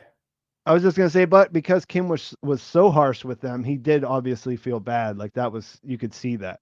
Right. He gave Right. him the money. Exactly. Yeah. So yeah, I think that then maybe we'll see that, maybe there'll be a mention to like how he got that off screen, or maybe we won't even see that in Better Call Saul. That might be the best route to go. Is it just later appears in Breaking Bad, and you wonder how they got from point A to point B. Mhm. An enduring mystery, if you will. So thanks again, Amber. Larry has another $2. Didn't Tuco say, why aren't we at Taco Cabeza? I don't know. I didn't rewatch that scene. I that's something that I remember from before, and I did a clip of it yesterday, but I didn't really watch the whole thing. Do you remember? No, no, I had to be reminded about the whole Taco Cabeza thing from my brother Adam. So Yeah, yeah, it rang a very like slight bell, but I definitely don't remember the details of it. yeah. I can't answer that for sure. But it's possible. That would have been funny. I mean, I hope that that happened in a way, just to make Walt feel bad for being completely out of touch with the criminal world. So how are you doing on time, Gil? Do you need to? I could go for like a few more minutes. Okay, so just tell me. I'm gonna stick around until I can't stay all day either, but I mean I'll stick around for a little bit longer while there's people here. Try to answer some questions. I mean we're pretty much through the episode at this point. Is there anything that you wanted to discuss that we didn't touch on? No, the one thing that popped into my mind was in this scene. This is where Kim decides not to tell Jimmy about Lalo, but I think we already kind of talked about that earlier and why she made that decision. So, I feel like we Well, pretty much I think that we had a super chat and we said that we would come right. back around to it. Was that what it was about? Oh, I think the super chat was that wasn't that about what Kim was thinking when she saw Mike, about him having been a parking attendant and then kind of broke bad. Mm, I feel like that was it. And then we did come back around to that. But we'll okay. see if we get spammed in the chat that we're forgetting something. Yeah, I think that we are. Yeah, I think that that's an important question. And whether it was what was from that or not, is why did she decide not to tell him? And I do think that it's because she thinks that she's protecting him. It's based off of what Mike said. I think that she bought into that. But I think they might be underestimating Mr. McGill. Do you think that there might be something to that about him? I mean, Jimmy is a master scammer, and if if Mhm. if the if the pulling the sign out at the last minute didn't prove that. I mean, nobody else saw that except for him. He did tell Kim, Right. kind of dramatically acted out, but I wonder if they're underestimating Jimmy, and No, I I wonder if that's going to yeah. be a problem. I definitely think so. It feels like he's been a passenger for the last few episodes. We definitely see him flex his muscles. I mean, literally pulling up that sign, but his mental Yeah, muscles of getting out of jams. When he was at the country club, figuring out how to get into the bathroom, even after Kevin kind of spoiled his whole ruse. And then here, figuring out to move the signpost at the last second. So we've seen him be smart and figure out how to do things, but we haven't seen a lot of decision making over what to do. And so at some point, we've got to get that. Jimmy McGill's got to wake up. And I think when Mike says to Kim that she's made of sterner stuff, he's basing that off of what he saw last season, where he saw the way that Kim stood up to Lalo. And on the flip side, he saw how when Lalo was out there and Jimmy didn't know what was going on, he couldn't contain himself. He goes to Mike's house and bangs on the door until he gets answers versus Kim, who wants to go about her daily life. So, yeah, but you have to also remember, I mean, Jimmy was kind of pushed to the brink. He had just had a near death experience. He thought that Kim's life was in danger because she's now putting herself in the game where she wasn't before. So it's almost like so far this season has written it off like Jimmy is weak. He can't handle himself. And Kim is kind of in the driver's seat right now. But it's easy to forget what Jimmy is really capable of. yeah. I mean, he's definitely broken a bit. I mean, there's Mhm. PTSD going on, and they're not wrong about that. But I just feel like it's so noticeable that she's making this decision not to tell him the truth. whenever it's equally it's their problem equally, you know what I mean? And she's Yeah. making a decision because she thinks that he needs to be protected. That just seems it's sort of like, when you see them looking like they're on top of the world on the bed, and you think, well, okay, then something bad is going to happen to these people, because in a TV show, whenever you see that kind of hubris, it means that something bad is going to come, right? Right. I feel like that there's a lot of that kind of feeling around that decision not to tell him the truth. You Mhm. know what I mean? And I mean, she kind of owes it to him because if Lala does show back up, he's at risk. You know what I mean? Yeah, absolutely. And I think, we mentioned it earlier, but I think that is what, if she does eventually tell him, that's what will prompt it. It'll be a situation where she has to tell him. She's forced into a corner. Yeah. And so we have a super chat from Nick Wire for $4.99. How did Kim and Cliff end up having lunch together? I don't know. They really explained that. I think it was a professional lunch. They have a um I don't know. Did you Yeah, pick no, up on I something? think, well, and I'll say this will be the super chat for me to go out on. So after this, I'll leave you all in Pete Pepper's very capable hands. But I mean, the thrust of the lunch was that Kim wanted to pitch Cliff her idea for establishing this pro bono practice to help people that can't afford it.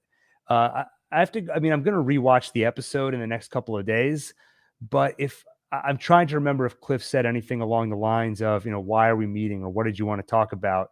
But long story short, I think Kim knows Cliff and she was able to just reach out and say, hey, I want to have lunch and talk about something. I don't think there's any reason to think Cliff wouldn't take that call from her. Yeah, that's the way. I mean, I don't have a deeper reason than that either. I just think that they move in the same circles.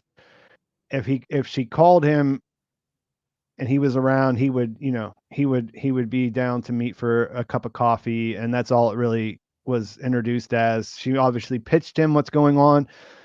Like I said, we touched on it before, but it is interesting to see that he was on board for this idea. We learned a little bit more about him, that he has a thing that, his son was a drug addict, and he has some feelings about that. Mhm. He's seen people get, you know, fall through the cracks of the system, see some of the weaknesses of that. And, if she just went around and told other people like him about this idea, she could probably do it without wrecking Howard's life. you know, that Yeah. that part is probably not essential to what she's trying to do, but she just looks right past it. There's not even an idea. Maybe we should slow down. Mhm. One other thing before I jump, just one thing I wanted to mention that I thought of earlier and forgot to bring up, because I've seen a lot of people bring it up in the chat here and I've seen it in comments elsewhere. But in trying to predict kind of what happens between now and Breaking Bad, a lot of people try to say, if Kim were dead by the time we got there, would Saul Goodman really be as kind of chipper as he is? He doesn't seem like a broken man. But I think the easy thing to forget is that Jimmy's greatest skill is putting on a show. So, people don't just be, if Kim died or if some horrible things happened a few years later, I could imagine if anyone could do it, Jimmy would be the kind of person that could stuff down the grief, find a way to move on, whether he grieves and processes and moves on, or just kind of stuffs it down and puts on another persona to just get through the day. Um, we don't see his personal life. We don't see what he's like behind closed doors. So I don't think there's as much information in that fact that Saul Goodman is the way that he is. I don't think we can read so much into that to predict where Kim is or what exactly happens between now and then. Yeah, and I think, that is true. That I understand the sentiment, and I've said it myself, that it would be hard to understand how he, came back and wasn't just devastated by Kim's loss. But we also saw him do that. I Right. mean, Chuck died and he never acted. I mean, he acted weird, you know what I Yeah. mean? But he never processed that. He never moved past it. He just spent a few, the better part of episode or season 4, not knowing how to deal with it. And then he got sucked into being a friend of the cartel in season 5. And, right now he's walking around and he looks like it never happened. Right. So, you know, there is something to that, and there is this. We have seen into this house he lives in now that we don't really know how he would would be. Such a different kind of idea about how to live his life from where he's at right now either. So, anything. I guess I've said it over and over, and I feel like I broke a record sometime, but it's amazing to me how everything can still be on the table in a story where we're so invested in these characters. Yeah, totally agreed. All right. So with that, Pete, thank you for having me on. Everybody in the chat, thank you for chatting with us tonight. And Yeah. Well, I was just going to say, we're not sure, but we'll be talking about whether we'll do Tuesday or Thursday. But we are kind of committed to doing this weekly right now. Is that's where we're at? accurate, yes. Yeah, and your brother Adam wasn't able to make it today, but he'll be here, and we'll have some other people coming too. So I just wanted to throw that out before you left. That we'll be talking about that between now and then, and we'll have more of this to come. For sure. Awesome. Well, so I'll leave everybody with you, Pete. Thanks everybody for chatting tonight, and I'll see you on the next one. Yeah, thanks for coming out again, and we'll talk soon. Sounds good. All right, so it's just me, and I'm not going to be able to stay forever. So let's look at some questions. Blues Bluestamiv 199. Thank you for that. Did Lalo go to Chile to dig into Gus's past? I've seen this pop up in the comments here, and that's really the first time that I thought about it. It's a good. I mean, there's something to it. I mean, I can see where you're coming from. I haven't really thought of it that way. I mean, I know it's not one of the things that I had in mind of where he might be at. We could, I mean, Gus has a past in Chile. I think the question that we need to ask ourselves is it better as a mystery? I mean, from the writer's point of view, not, from what, practically speaking, is it better that remains a mystery and we don't ever really know? Or is it better for them to answer this? You know what I mean? And I guess that's what we'll find out. He could be in Chile. I tend to think that he's not, based on some other things. Like if you rewind back to what he knows about Gus and what Gus was doing and how he can pursue answers there. Obviously, the door's been closed on Nacho, so there's really no question about that anymore. And I think this is probably going to be connected to Germany and what was going on with the lab, but we'll see how that plays out. Thank you for that super chat again. Larry, we got Larry Quartowitz again, $2. Thank you. I'm pretty sure Eladio knew about Gus's past already. Yeah, they do. They know something about Chile. Hector called him El Capitan, I think is the way he referred to him, and they killed Max, but not him because of who he was, because of his past. I feel like we don't know what that is or why that is, but they definitely did. That definitely bought him some extra time, and maybe even was the reason why they didn't just kill him in the first place, but they took a meeting with him. So I agree with that. I'm going to try to look at your comments here and see what else pops up. Let's see. I think I saw you guys were kind of battling on whether it was a boring episode or not, and that's a thing. You can not everything is for everyone, and I think though that this is not. I would not. I would say that if you're feeling like there is it was too boring or not enough happened, I think like look under the surface a little bit of what's going on with the characters, because that's really what makes this show stand out from others. You know what I mean? Of course they can do action and they can do that well, and we saw that they can do tension and real propulsion with the Breaking Bad series. but they're doing something different here that gives you those same kind of rewards whenever things do happen. Things matter when you get to think by the time stuff happens, things matter as how you feel and you react to the characters going through them. And I think that is a that's what I prefer, when it comes down to it. Polybotic says, I want to see Wendy's backstory. I think that they had a little webisode about her, didn't they? Does anyone remember? I feel like there was something during the Breaking Bad time period where we saw something about Wendy that was not what happened on the actual show. Like we got a little bit more of an idea of who she was. Which, I mean, spoiler alert, she's a meth head, you know what I mean?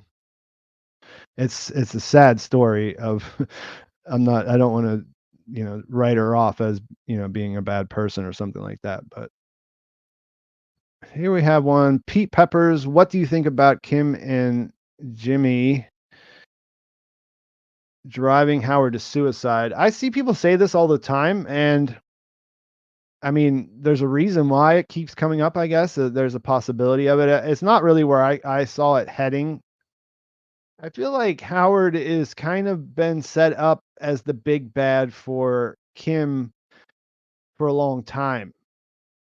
So does that improve or does that resolve her story if she kills him? I mean, obviously you're talking about accidentally. She doesn't go out to try to kill him, but he dies as a result of their um plans, or he kills himself because of what that happens. It's hard for me to connect those dots to where I think that would be the most satisfying end, or the way that he would serve her story in the most satisfying way, but it's certainly possible. I mean, they're messing with things, and you have to imagine that that's going to get out of their control, and there's going to be consequences. So he may be that. Let's see what else we got here. Will Dante's visit to Saul's office connect the dots to Jesse, and how? Um, I may have missed this. Is Dante a known character from Breaking Bad? Because I didn't catch that, if that's the case.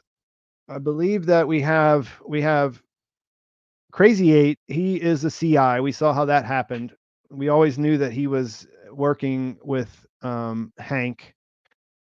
And whenever Jesse brings up going to see Saul the first time, we're kind of seeing how how his reputation was out there, in this episode. But we also said that he got Emilio. Is that what it was? The guy's name who was Crazy Eight's partner off in the past. So you're saying that Dante was his good friend. Yeah, that's news to me. That's cool. I didn't catch it. I have to watch these and make the video all in one day, and then I didn't. I try to go back and pick up all the things, and I see someone else saying that Dante is not Combo. He's definitely not Combo. That's a character we haven't seen in the BCS timeline. So I'm not really sure, because if he was, I didn't catch it, and so I'll just have to look into it after I get off of here, because I didn't like I said, I make these all in one day, and I try to catch everything, but sometimes stuff slips through. We see here a Howard fan, I think. Howard will turn Kim over to the cops, disbar her, and she kills him before that happens. Everybody leaves Howard out of the characters they want to see story play out, but I'm interested to see what happens with him as well. Yeah, Howard's a weird character because we like Kim, and Kim has an issue with him. And I think that, when I rewatched the series this time, I was surprised at how dirty Howard kind of was in the beginning. Like, not dirty and like he was doing like crazy things, like criminal things, but we weren't supposed to, I think the way that they wrote him was that we weren't, that we were supposed to think of him as this, kind of bad boss, and kind of just a lackey for Chuck, and everything was handed to him in life, you know what I mean? I don't think that he was supposed to be particularly sympathetic at that point. And as it developed, the last couple of episodes, they've made that effort to do that. And I see a lot of people respond to that as we see here. And I think this is a good way of wording it. You're interested to see what happens with him as well. I am too. I'm not in the category of the person that I see a lot of times in my comments who are like, Howard never did anything wrong. Why are they going after Howard? I believe Howard is a complicated human type character like the rest of them, and he definitely did some wrong as far as I'm concerned. Like he's not completely cool. What's nice about Howard, where he's at right now, is that he was broken by the Chuck situation too, but he did something about it.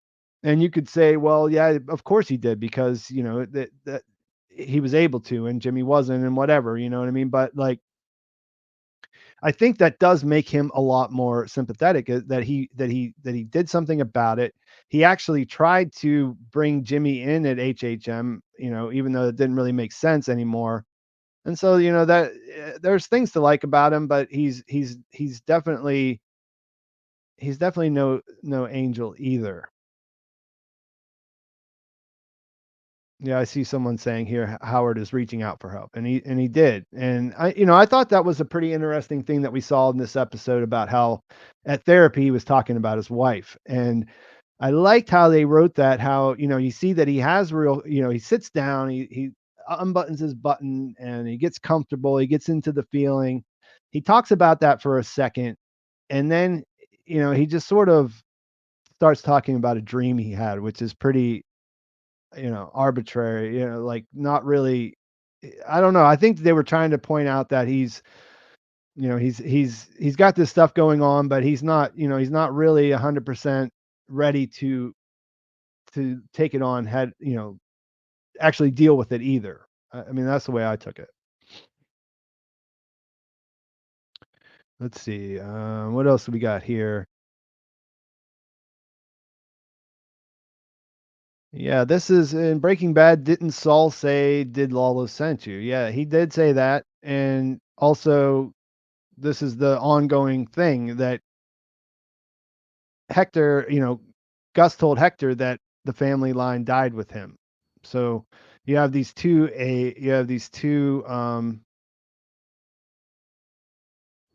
competing things. Either he's dead or he's not. And who do you trust more? Who do you trust that knows better? Gus Fring or Jimmy McGill?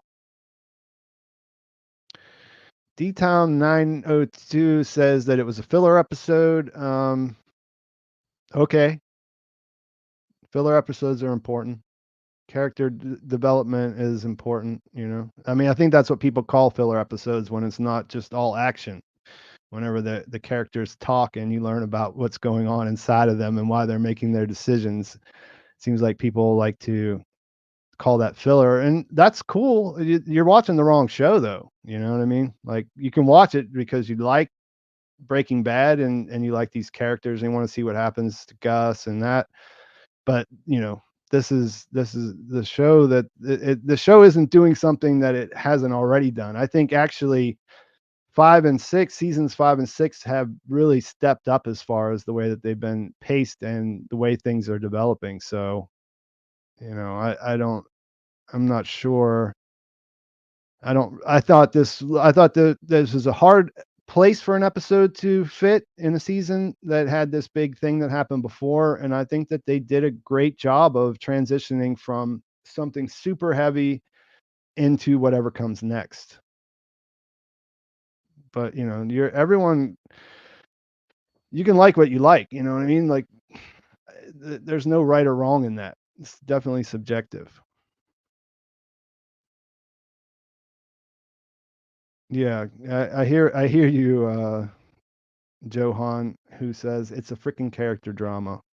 That's what I watch it for. But the other stuff is fun too. Like I said, the comedy. You think about, like, how funny Better Call Saul is, and how it also couldn't really pull that off if it wasn't a drama. You know what I mean? Like, comedies are written completely differently. Like, I don't think that um I don't think that, they can necessarily do that for 30 minutes, if they could write a tight comedy that hit that way. But because they're doing a really good character drama, they can introduce these comedic elements, and they work to, they work to, enhance that. They work hand in hand with that in a way that, that's why all that stuff's important in my mind. I've seen some people commenting on Ozark, and I didn't get to see the finale. I didn't get to see the final episodes early, and so I contacted them and told them that my schedule was really busy and I was probably not gonna be able to make a video if I couldn't get them, and they didn't answer me, so I'm not sure that I'm gonna be able to fit a Ozark ending video in my schedule this week. I didn't get to finish watching it till Sunday. I was already working on my nacho video, and I haven't had time. Obviously, yesterday I did my episode 4 recap. Today I'm doing this. I'm not sure where Ozark can fit in that.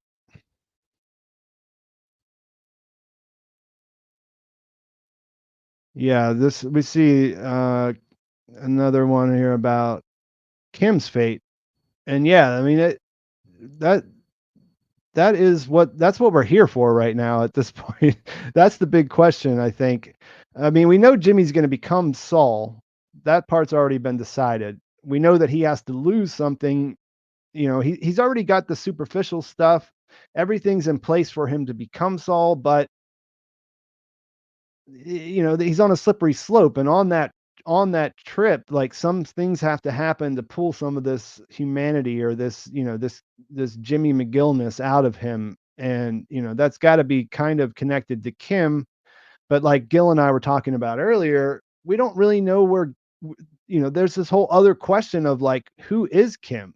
Well, like, we know who she is in relation to what she's done so far, but there's a lot of background we don't know about her. So we don't know if she's moving. It's just, if you think about Breaking Bad, the idea of it, like Howard or Walter White, he embraced this thing that was inside of himself after he got this cancer diagnosis, which let him just let go and just become this awful person that he always had the potential to be.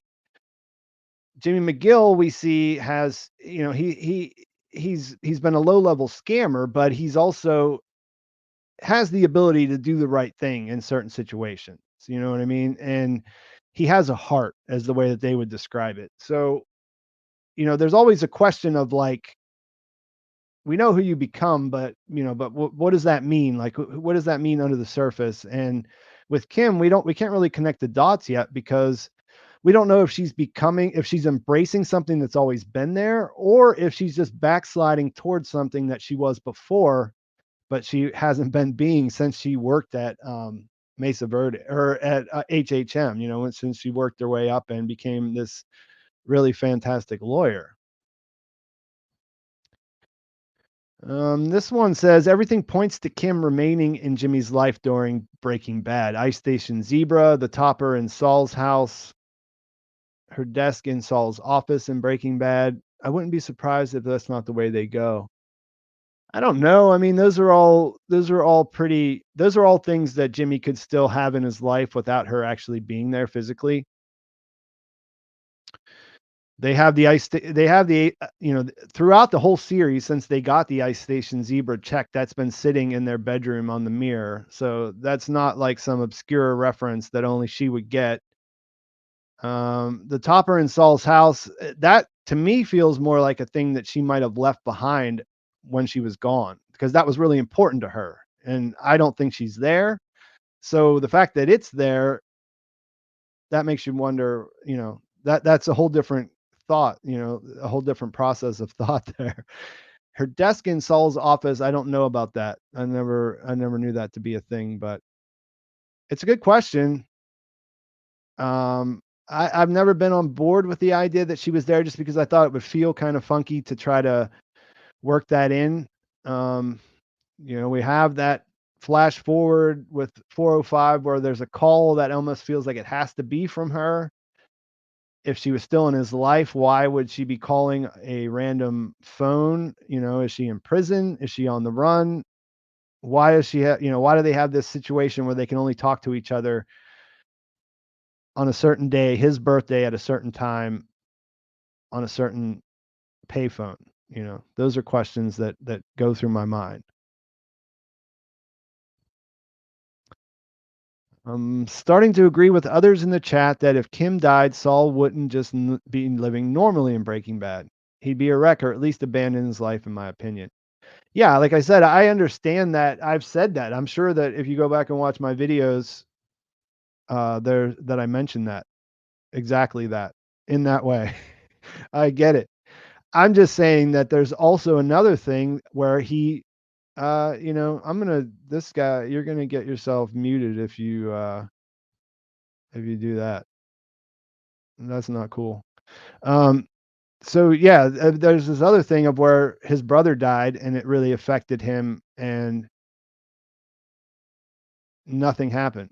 He doesn't on the surface doesn't seem to be a different person because of it. We know it because we see his internal life and we see what's going on, behind closed doors, but regular people don't. It was actually a thing whenever, they didn't give him his license back the first time because they didn't think he felt bad about Chuck dying, you know.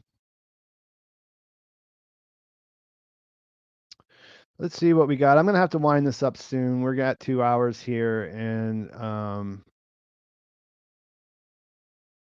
I appreciate everyone being here, and it's pretty exciting to think that 600 of you are still here after the main thing ended. But I do have to end it at some point.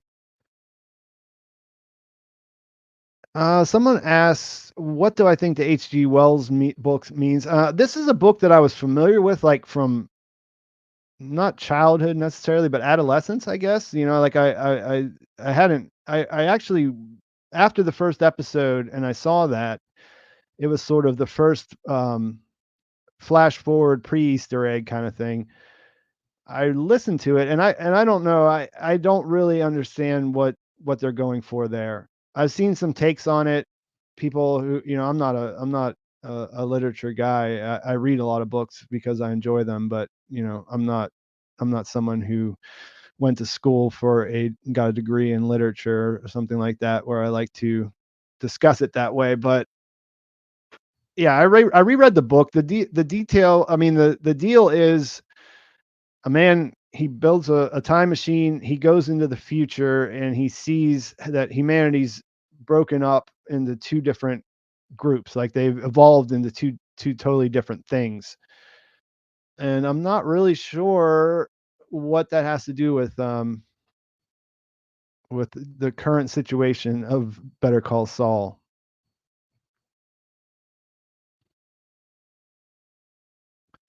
So what else do we got here? I think Kim was from Nebraska. Yeah, she's definitely from Nebraska. Yeah, that it's Red I forget, Red Cloud, I think. Junior high was the name. You saw the Nebraska plates. If you look that up, that's a city on the border of Nebraska and New Mexico, I guess, right?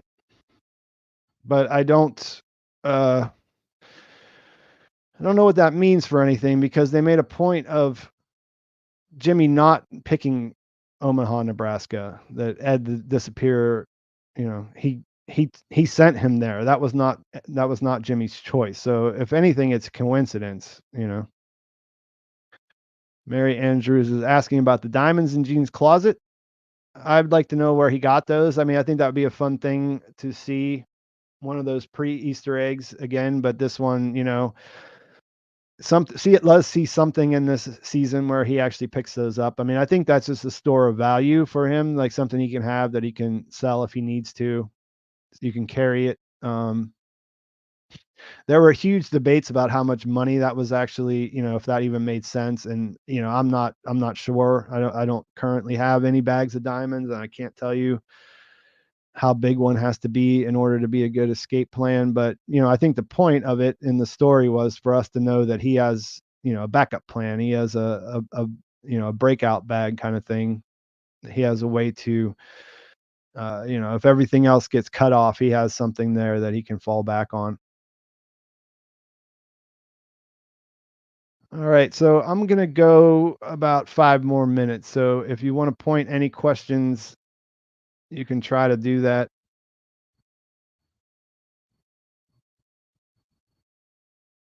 Let's see what we got here. Kim's name is fake. When she got married, no middle name. There's been a lot made up about that, or there's been a lot of people talk about that as that's a really important story point. I'm not sure it is. It could be. It does seem funny that they made a point of saying that. The judge that married them brought it up. But I mean, a lot of people don't have middle names too. So, I don't know that I don't know that's for sure thing. I was thinking the other day, if she does have a fake name, what would that mean if she has to run? Like what she passed the bar. You know what I mean? She's a Kim Wexler is a lawyer on the run. Her version of Gene Takovic would not be. So the whole idea of is she scamming Jimmy? Does she have this escape plan or whatever? There's a little bit of crossed wires in that. If she's doing what she's doing to scam him and take off, then she can't really be Kim Wexler anymore after she goes. Maybe we'll learn more about Kim's alcoholic mother. I think that we probably will, or maybe her father, even something that he doesn't seem to be involved in her life. I wouldn't be surprised if we didn't get another Kim flashback to a different part of her. I don't know if it would be the same, like the same age or maybe a different time. I hope we do, anyways. I'm not going to make up a middle name. We'll just say I don't have a middle name.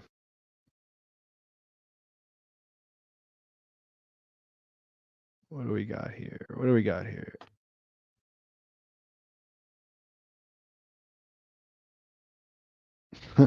Kim is the guy who knows the guy who knows the guy. I'm pretty sure that's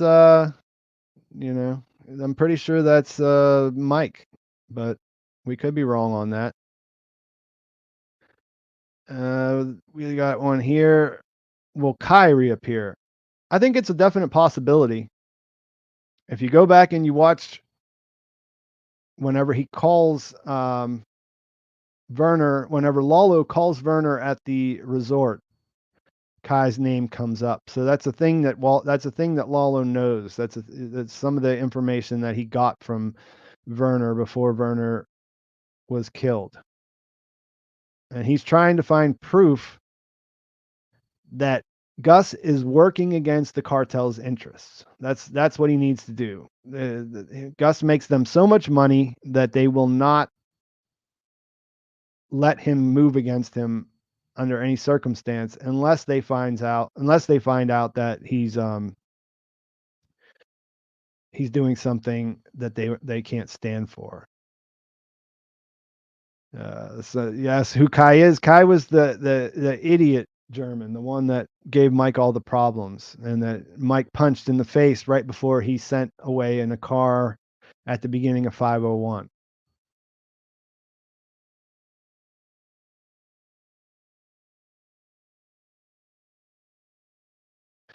Yeah, I mean, Kai he was not the kind of guy you would trust, I don't think. I mean, he's kind of an ass, and he might be mad about the fact that Mike punched him in the face, or that they killed his boss and his meal ticket. I mean, that's the guy he worked for, So we're gonna wrap it up here. If you have any other questions, you can leave them in the comments here, and I'll try to get to those at some point. Do check out my other Better Call Saul videos if you're new here, and make sure you check out Gil's channel. He's got the links will be inside the description here, and him and his brother do a podcast if you want to listen to that as well. The Saulcast that you can find, I think, just about anywhere you can find podcasts. I'll be doing my episode 5 preview, and I'll be working on that tomorrow. So that'll come out maybe this time if I can get it all finished. And I really do want to thank you all for showing up. It was a lot of fun. I like to be able to talk a little bit more about what's going on, because when I'm writing a 10, 15, 20-minute video, I have to kind of streamline things, and I don't get to always have a conversation. And it's fun to be able to answer some questions too. So thanks for coming out. I appreciate it. Make sure you like the video and subscribe to my channel if you haven't already. And thanks for watching. I'll talk to you soon.